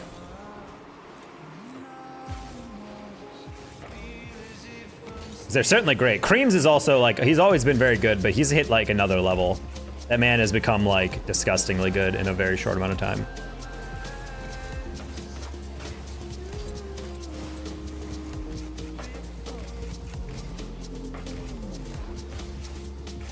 Majors will exist. I'm guessing there's going to be 2 splits next season. My closest thought is that there's going to be 2 splits next season. Because I think lands cost way too much for them to have 4 every year.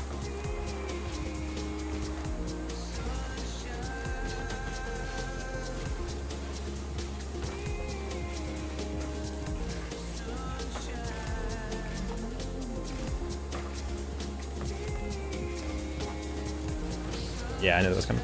In terms of Wavy and ridiculous. Wavy is probably like the most improved player though. I think Gen G is going to be the best in North America though. As much as G2 Stride is good, Gen G, if Chronic, Appjack, and First Killer can like all just be the GOATs, I think that's the best team in North America, low key.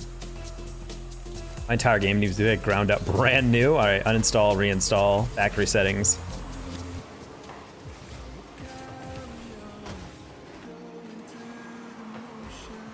Noise.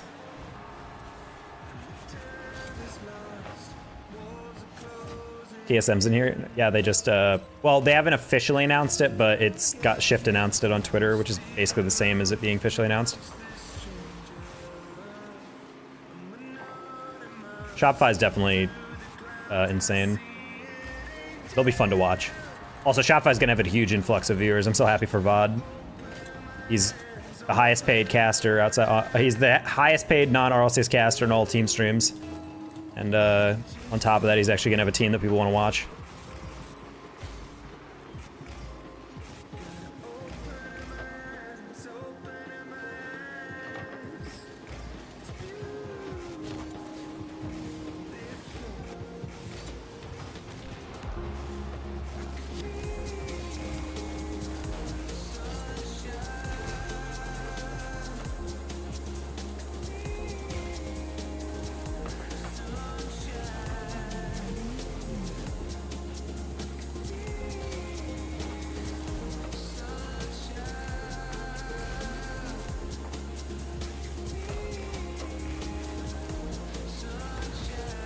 Oh, nice touch.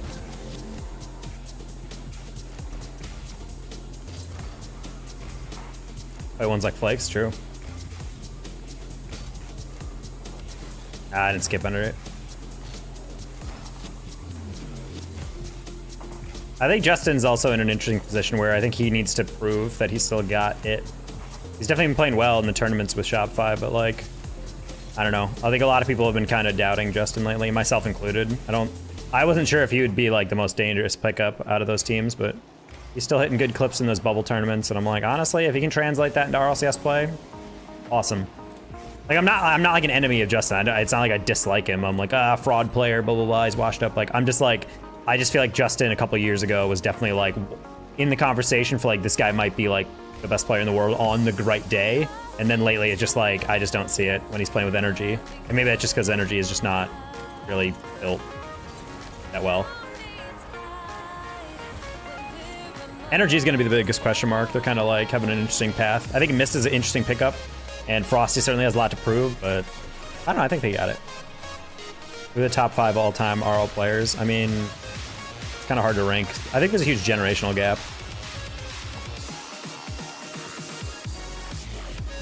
Like, the game has developed so much since like the K-Dop, Fairy Peak, and like Turbo days, you know?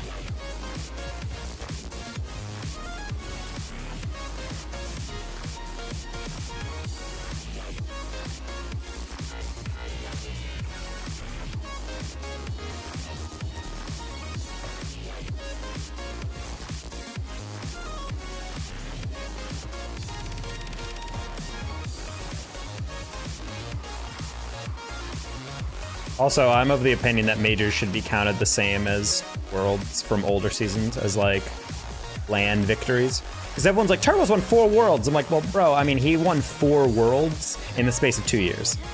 Like, it takes people twice as long, on top of the fact that one split of RLCS in the past season is the equivalent length of one entire season back in the day. Like, teams are playing like the same amount in one split as the entire season. So if functionally the modern seasons are are like, in a way, kind of like 3 times as long. So when people win a modern day world championship, I think that's impressive as shit. Which is why it's even more impressive that Monkey Moon and Seiko went back to back in getting to a world championship grand final. Like, that's incredible. In terms of top 5 all time, I feel like just in terms of prestige, I feel like Turbo is just gonna be default at number 1, because even though I'm like, well, there's an asterisk to those 4, I'm like, that's still impressive that you're at the top long. I'd probably say Turbo, K-Dop, God,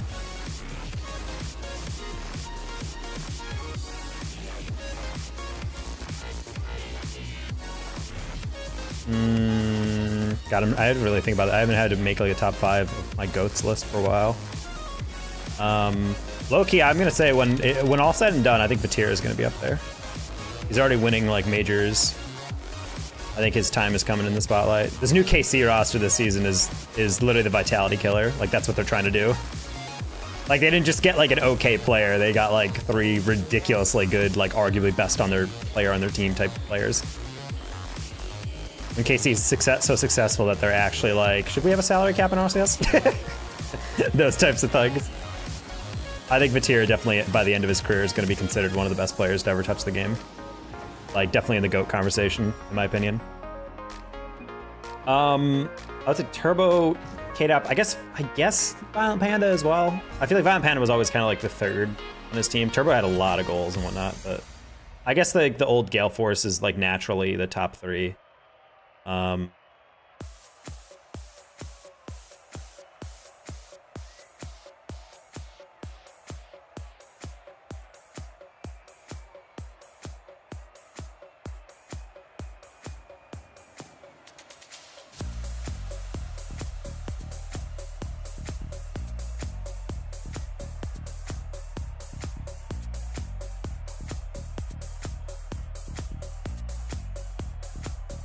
In terms of like competitive success, it's tough because I'm trying to think of players, and I'm like, honestly, on the NA side, it's kind of hard to like name off players that are like the greatest in terms of success, because NA has historically not been super successful abroad. And I'm like, I guess like I would probably lean more toward, if I wanted to have NA representation, honestly, Justin's a pretty good nod, Garrett's a pretty good nod, but I don't think like, I don't know, I'd probably say Justin is approaching that realm of like greatness, even though he's only got that one championship, but he's been to other grand finals. JNap's also someone who's like not quite been able to win the whole thing yet, but incredibly good player. Did you pray today? Why the heck would I? You're up. Big good job, Taco. Thank you. G2 Stride is built similar. Yeah, Atomic is definitely the biggest like question mark for me, because I think Atomic is still a very good player. I felt weird when people are like, Atomic feels they should trade all of G2, and I'm like, I don't know, man. Atomic is insane.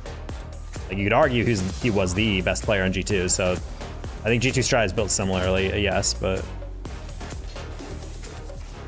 I don't know. It's I think them losing to Oxygen was still a kind of sad moment. You're talking number one. Squishy? I would not rank Squishy at the very top. I think in terms of, I think I mentioned like this, the idea of like who's on the Rocket League Mount Rushmore. I think someone like Turbo's on there. I would say Kronovi's on there. I think you could argue also putting people like Squishy potentially on there, just in terms of sheer impact on the game. Squishy's massive for growing that. But then again, if you put him up there, I feel like you have to put Justin up there. So it's tough.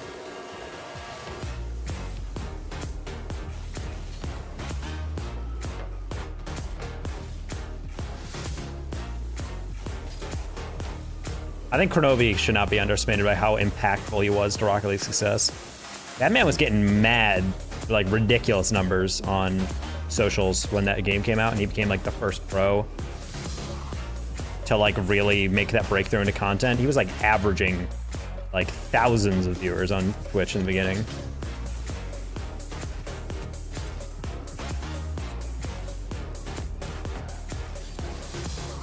Not people who the streets will remember. Yeah, I mean, there's just a lot of good players nowadays, straight up. Fortunately, only a couple can win. Gotta make that shit open source. Yes.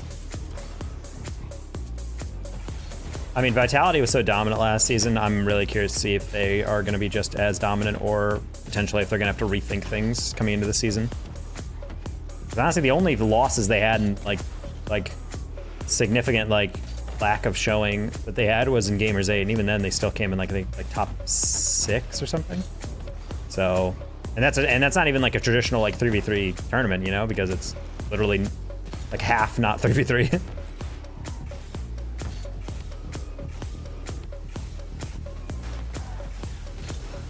Personal moments on Mechanics and Justin delivered legendary moments. They would always be in much in different ways. Yeah, I think Squishy was like the original like Mechanics player. Like he was like, I think when people think of old school like mechanical players, Squishy is like the #1 player in that regard.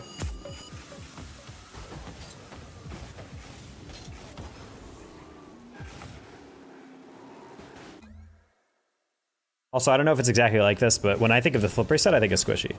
When I think of the ceiling shot, I think of Squishy. So it's just like type of stuff like that. Like he didn't invent those things, but he's the one that popularized them, in my opinion. And in terms of impactful mechanics, like flip reset is definitely up there with like definitely by now, like one of the most important things. Squishy save, yes, the in and out. I have started to say in and out in saves because a couple times I'll say Squishy and people in chat will be like, what's a Squishy save? I'm like, really? You guys don't know that? Justin popularized the flip reset more than Squishy. I mean, yeah. At least for me, that's why I said, like, to me, when I think of the flip reset, I think of Squishy. I mean, that's the cool thing about Rocket League, is that every single, like, flashy mechanic has turned into something useful. Like, the Musty is actually something that's flashy, but it actually has super good usage, like, on the wall, for example. Like, you don't need a lot of speed to, like, be able to just launch one. Be able to, like, just go off the wall, lean back, and then just go, what? And just rocket one. Like, it's a really surprising mechanic to bust out. Randomly. It's why pros are starting to do it, because even if you don't have a good run up, just your backflip can propel it harder than a front flip can. I mean, there's a lot. I will say, Chicago, I think, was spitting when he said the worst thing that ever happened to NA's development was the invention of the flip reset. Because I think it's a super important tool, but there's also, oh, you're dead. I'm sorry. I think it's a super important tool, but there's too many players in NA that are like, I can get ahead by just being mechanical. And I really just feel like our teams have fallen apart because we just don't have the same coordination. When you watch like a top EU team play, I'm like, these guys are inside of each other's heads. Like, this is like a neural link that they have with each other. Whereas when NA plays together, I'm like, it looks good, but like, it's just like, still so solo focused. Low-key, G2 in 21-22 is probably the closest I've seen to an NA team that's actually been able to emulate like an kind of an EU style of play. In that like, they're really focusing on like passes, facilitating each other's movements. Like they're always looking for like the next touch over. Like it felt very, and that's why I think they were tearing through a lot of NA at times. Like when, like even still in the past season when G2 got cooking, like Sathu has them like down to a science at times. It's like a hammer, they see everything as a nail. Exactly, like, and I mean, even you can watch these ranked games, there's a couple times where like I'm open in the middle instead of just like hitting it to the open person in the middle, they're like, oh, no, I'm gonna solo this. And they'll get the weakest reset you've ever seen in the world, and then it'll just go. And I'm just like, the fact that that's your first thought is always the most troubling thing. I wanted to join. SSG looks the closest to EU. I mean, they're definitely very nice. I'm just glad Hosker the Grouch, Hoxer, is getting the spotlight lately. Hoxer's been so good. He's never joined a team, and that team has never. He's never joined a team, and the team has gotten worse. He has like almost always joined. I don't think I can name a single roster he's joined where they've gotten worse afterwards.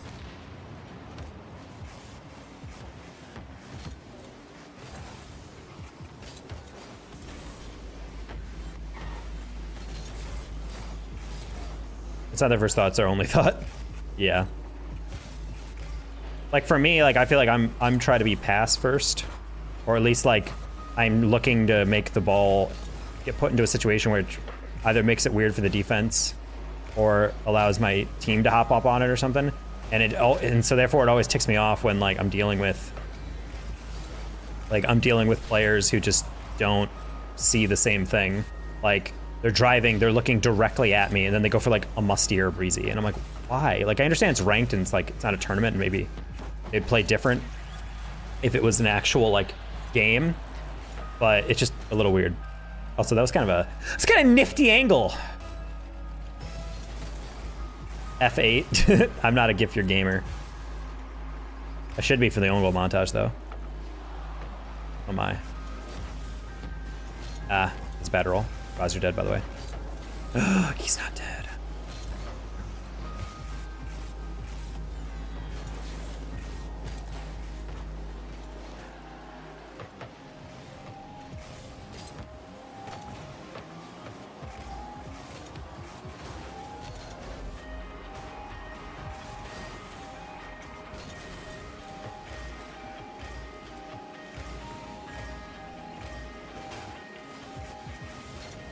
What? What?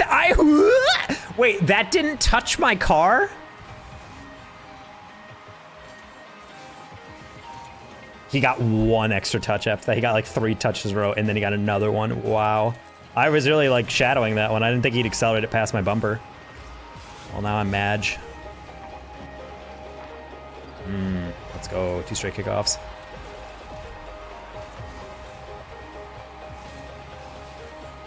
Progress through the reads. I mean, in a way, that's kind of like what it's like. It's like a quarterback, like looking through, like, this is my first option, nope. This is my second, nope. And then doing that. I feel like for me, like, that's the kind of thing you gotta do. And also, I think I still think one of the most important things that players lack, at least developing, that they're not good at, is committing. Like, just having the confidence to be like, this is my decision and I'm going to do it.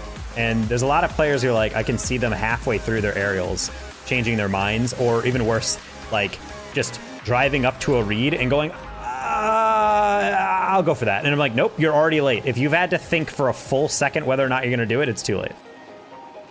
Especially when you're playing in GC3 SSL or, you know, pro level play. You can't be looking at a ball for a full second and then going. Like, you gotta go. Or at the very least, like, pre-jump or do something to, like, disrupt the flow of things. That's cool. Yeah, I did not realize he'd get all that.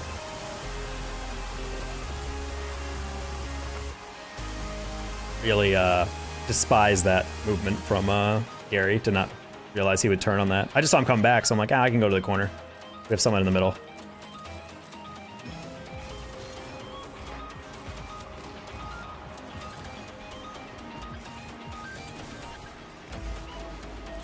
Get me out. That's 3 goals off kickoff.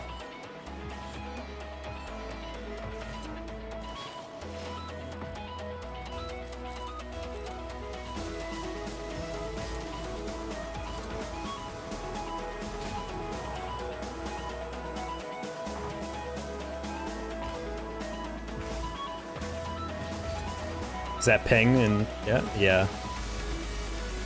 That's gonna be my analysis video for, like, I'm gonna probably get off and grab some tea and then record that Oxygen vs G2 analysis.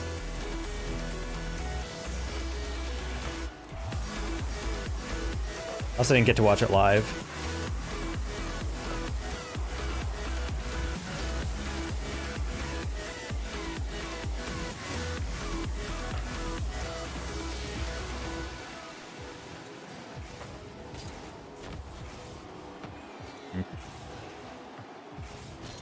Why we don't have a third going up on that, who knows?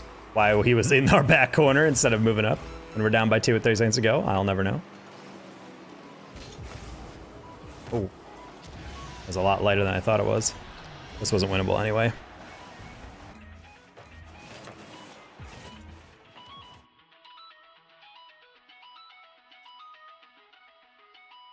We're gonna Q dodge because I do not want to get that team at all.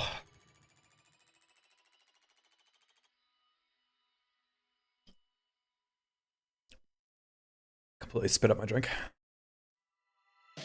Good night, Narc. Here's what you'd think of us on good enough servers when we played SSG. Do you have replays of that? I'd look through that.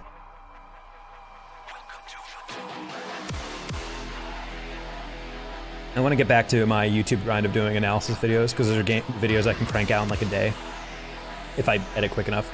But there's just so few games that people actually care about.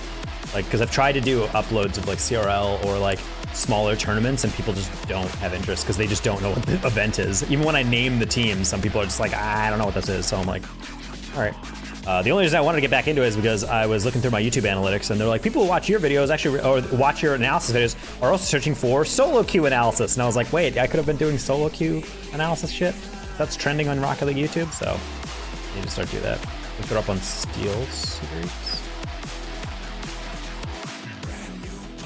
Oh, and the Steel series, like, Twitch?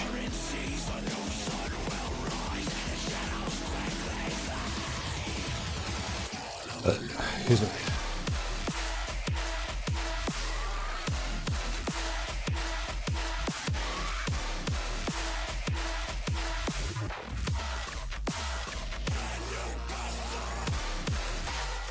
Oh, Rival Cup, 6 days ago. Who the fuck casted this? They always change the casters. Casters always paid so well, but... Dandro and Spaceman? What the fuck?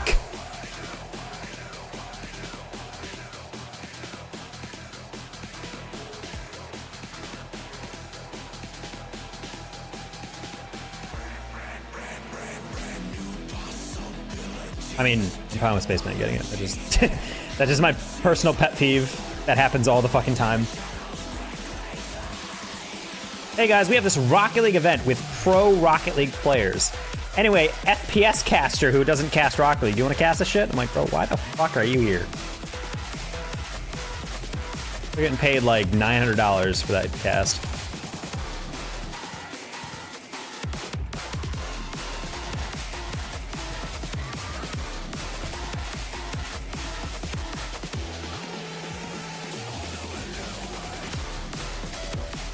Oh, he just kept his boosting.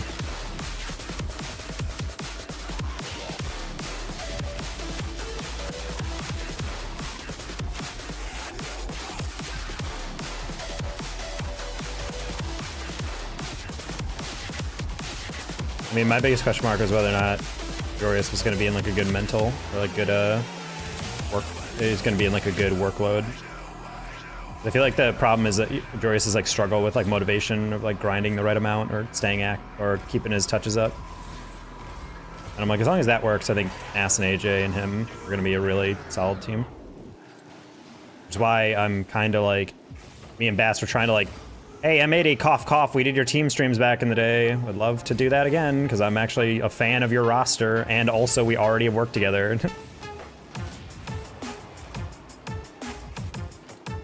Especially since they don't have Kep anymore, so it's not like the content creators are going to take that spot. Granted, they might have a signing for someone else, but I don't know.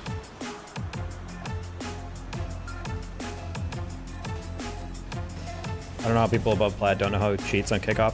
Honestly, bro, the amount of times I am playing on my KBM account to record my KBM series, and people will just go, like, all 3 players will go for kickoff. And I'm like, how are you, like, diamond? And this is still a confusing thing. Like, it has always been left goes. People are like, that's not a hard, fast rule. I'm like, are you fucking kidding me, bro? Go into a single GC game or game of people who've been playing for a couple thousand hours and try to go right goes without calling it. You will get massacred. Everyone's like, what are you doing? Like, it has definitely been settled. Like, people 100% know what the hell is going on with that. It's wild to me that people just go. They just don't care. And on cheating up, it's like, I feel like it's a little bit different. Like, some people do this, the back person, some people do like second closest person, but, or like the closest person. I feel like for me, if I'm closest person, I just always cheat up, and that is almost never the wrong decision when I'm solo queuing, in terms of like everyone being on the same page.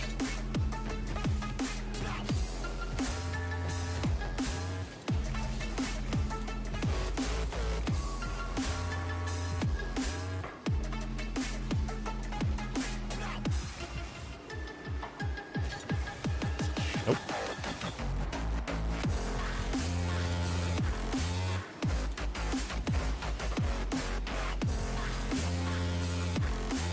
Should hit that more to the left. My bad, Zodak.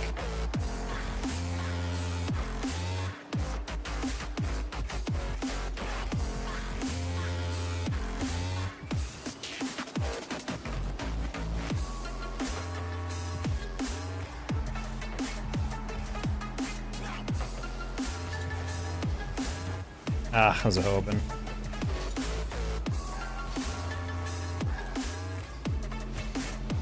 Because people are thinking about boost, boost, boost, and they're not actually like paying attention to what kickoff it is.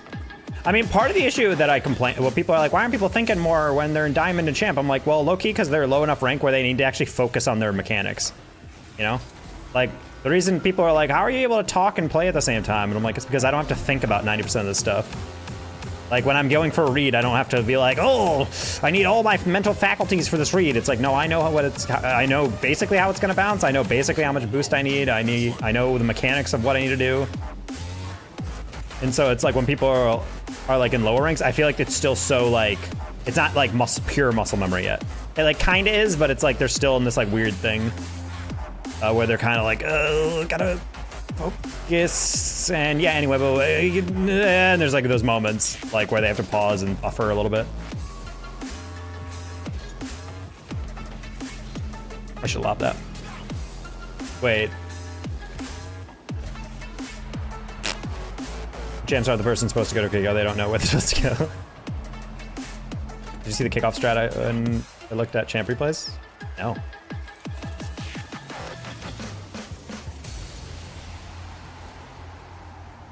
%47% of stats are made up on the spot, though. Oh.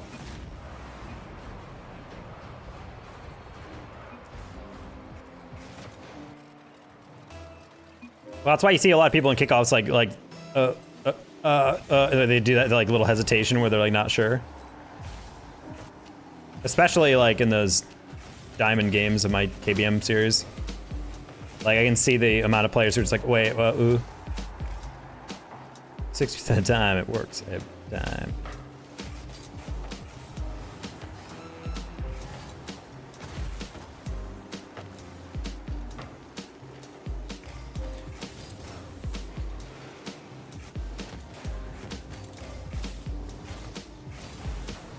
No bomb.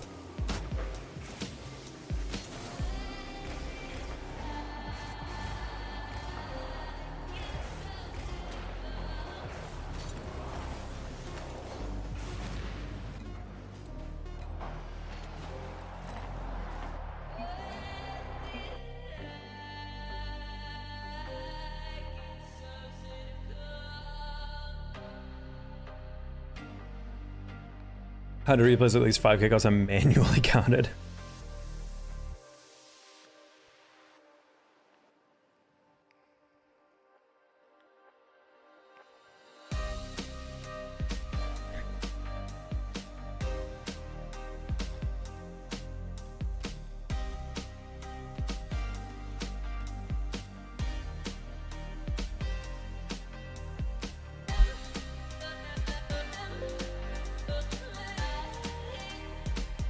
IMO.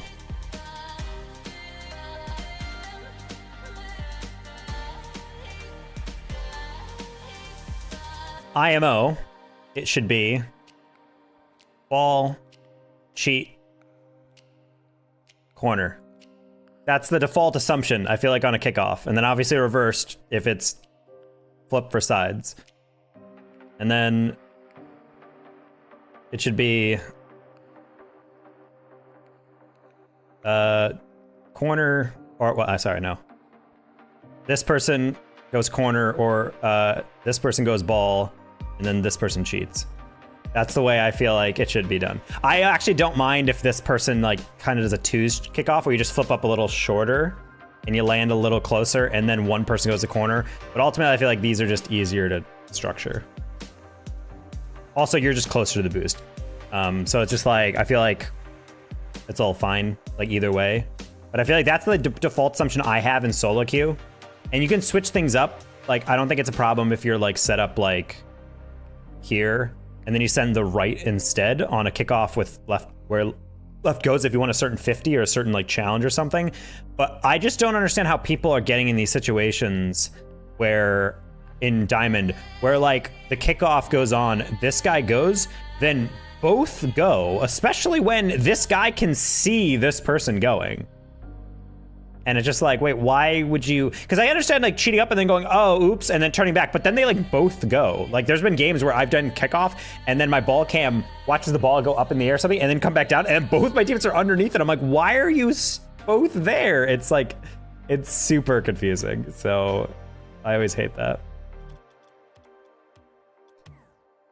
That's always been a huge bother of mine.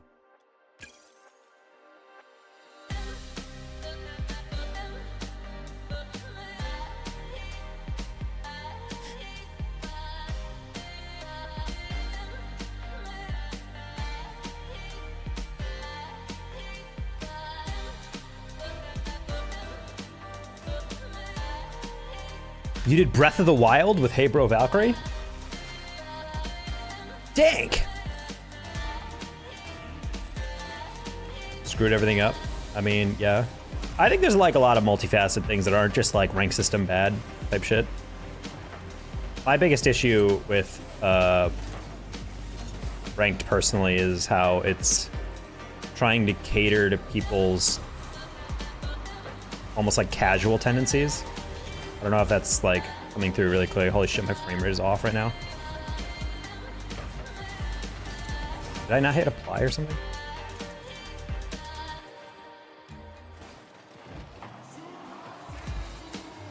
Why is my game so choppy right now? Holy shit.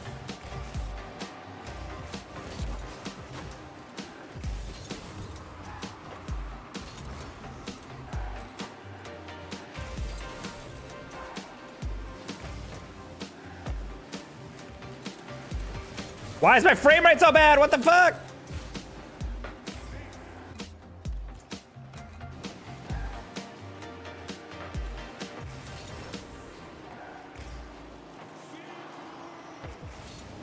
No. Hi Angie, long time no see. What's up?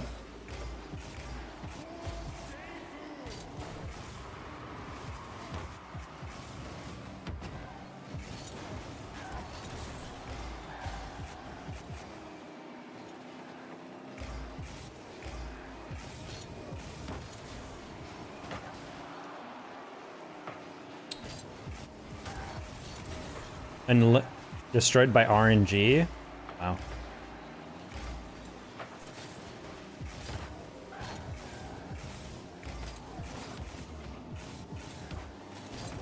How are you ready for that, bro?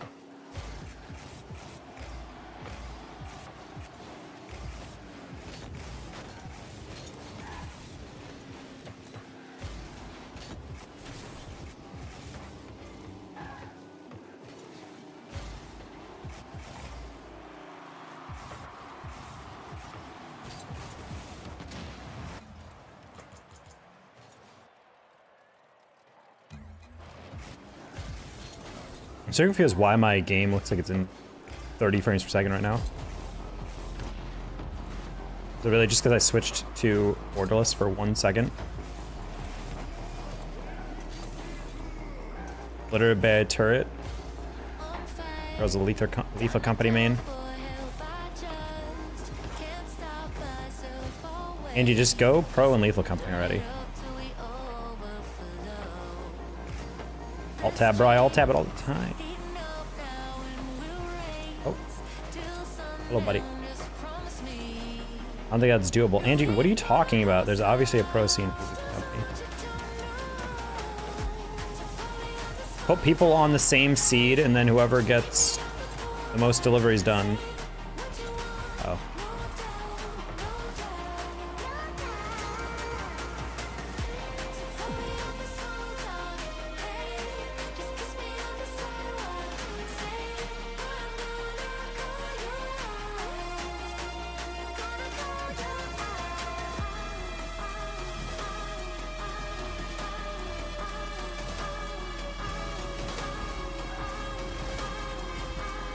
Yeah, this is terrible. I'm gonna restart.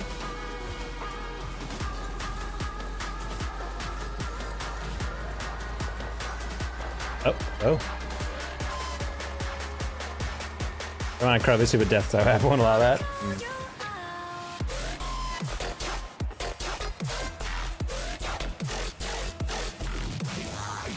Thought you were Christmasing? Angie and her incredibly Catholic household. Likely stories.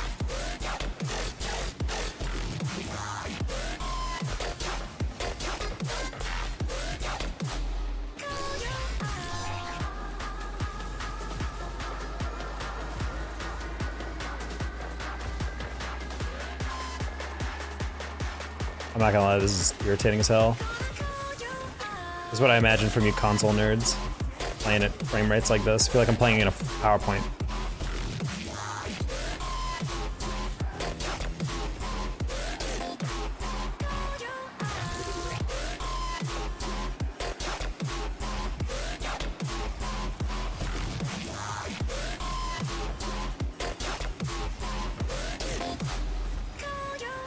Oh, this one? Bonk? No?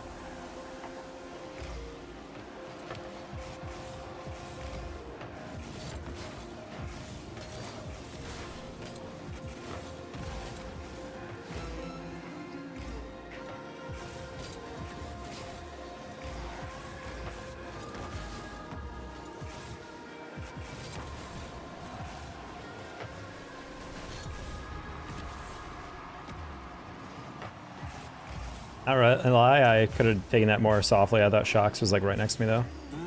I was scared. Oh, Ben clutch. Oh my gosh. Oh my god, the slow play. Oh my god, the slow play. No! Oh my gosh, he definitely could have front flipped that. I don't think he was paying attention to it.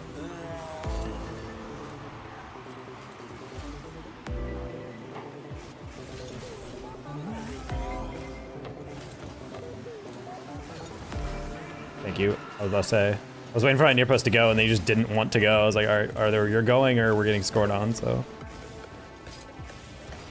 Oh, well. My bad on the over shoulder. I'm just blaming everything on the frame rate right now. It's terrible. Hate it. Actively making me a worse player and person.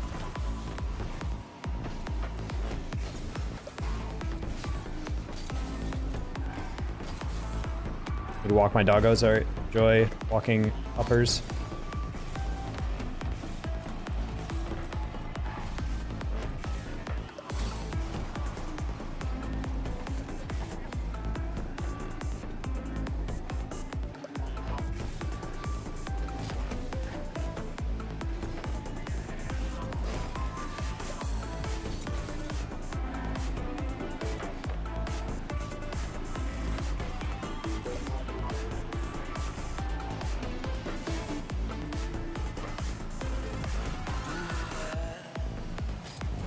Bro, hop off my dick.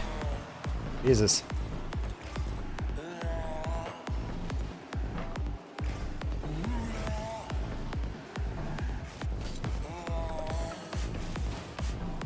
It's fine.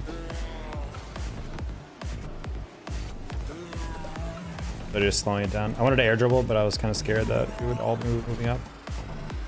Much like that option.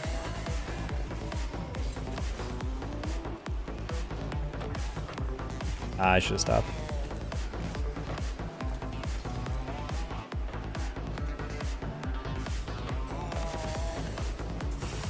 That's a problem. Itchy trigger fingers. Wow, you went to the...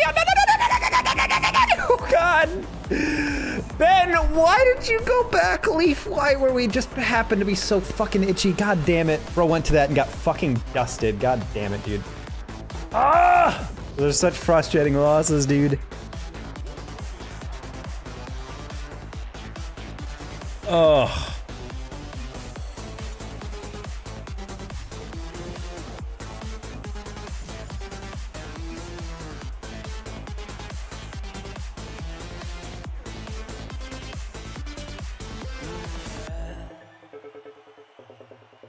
I'm head out. See a nice note. Oh, Leaf, I wanted you to talk back. Ugh. Send me a replay, Leaf. I'll point out every time you fucked me. Fucked me! Nah, you didn't really fuck me on that one. I'm a counter like sub, turn on bell, high loud. I just hate that decision, man. We're both in the same position, you just happen to turn at the exact same time. We're just off each other's screens.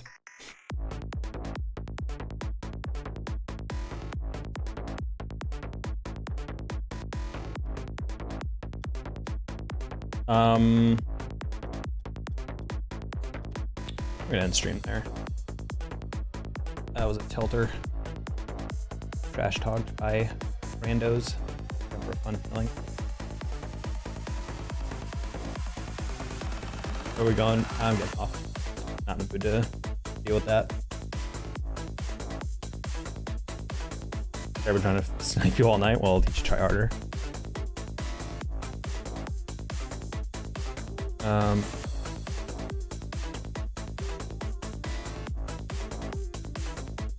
I have each directional air roll mapped separately. If you stick to with one, have others free. That's what I use. I use air roll right on my square, air roll left on my L1.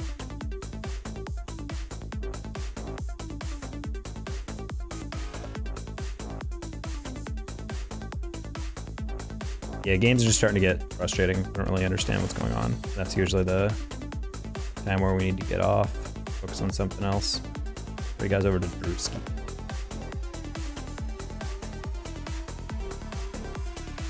All right, peace out, everybody. Much love.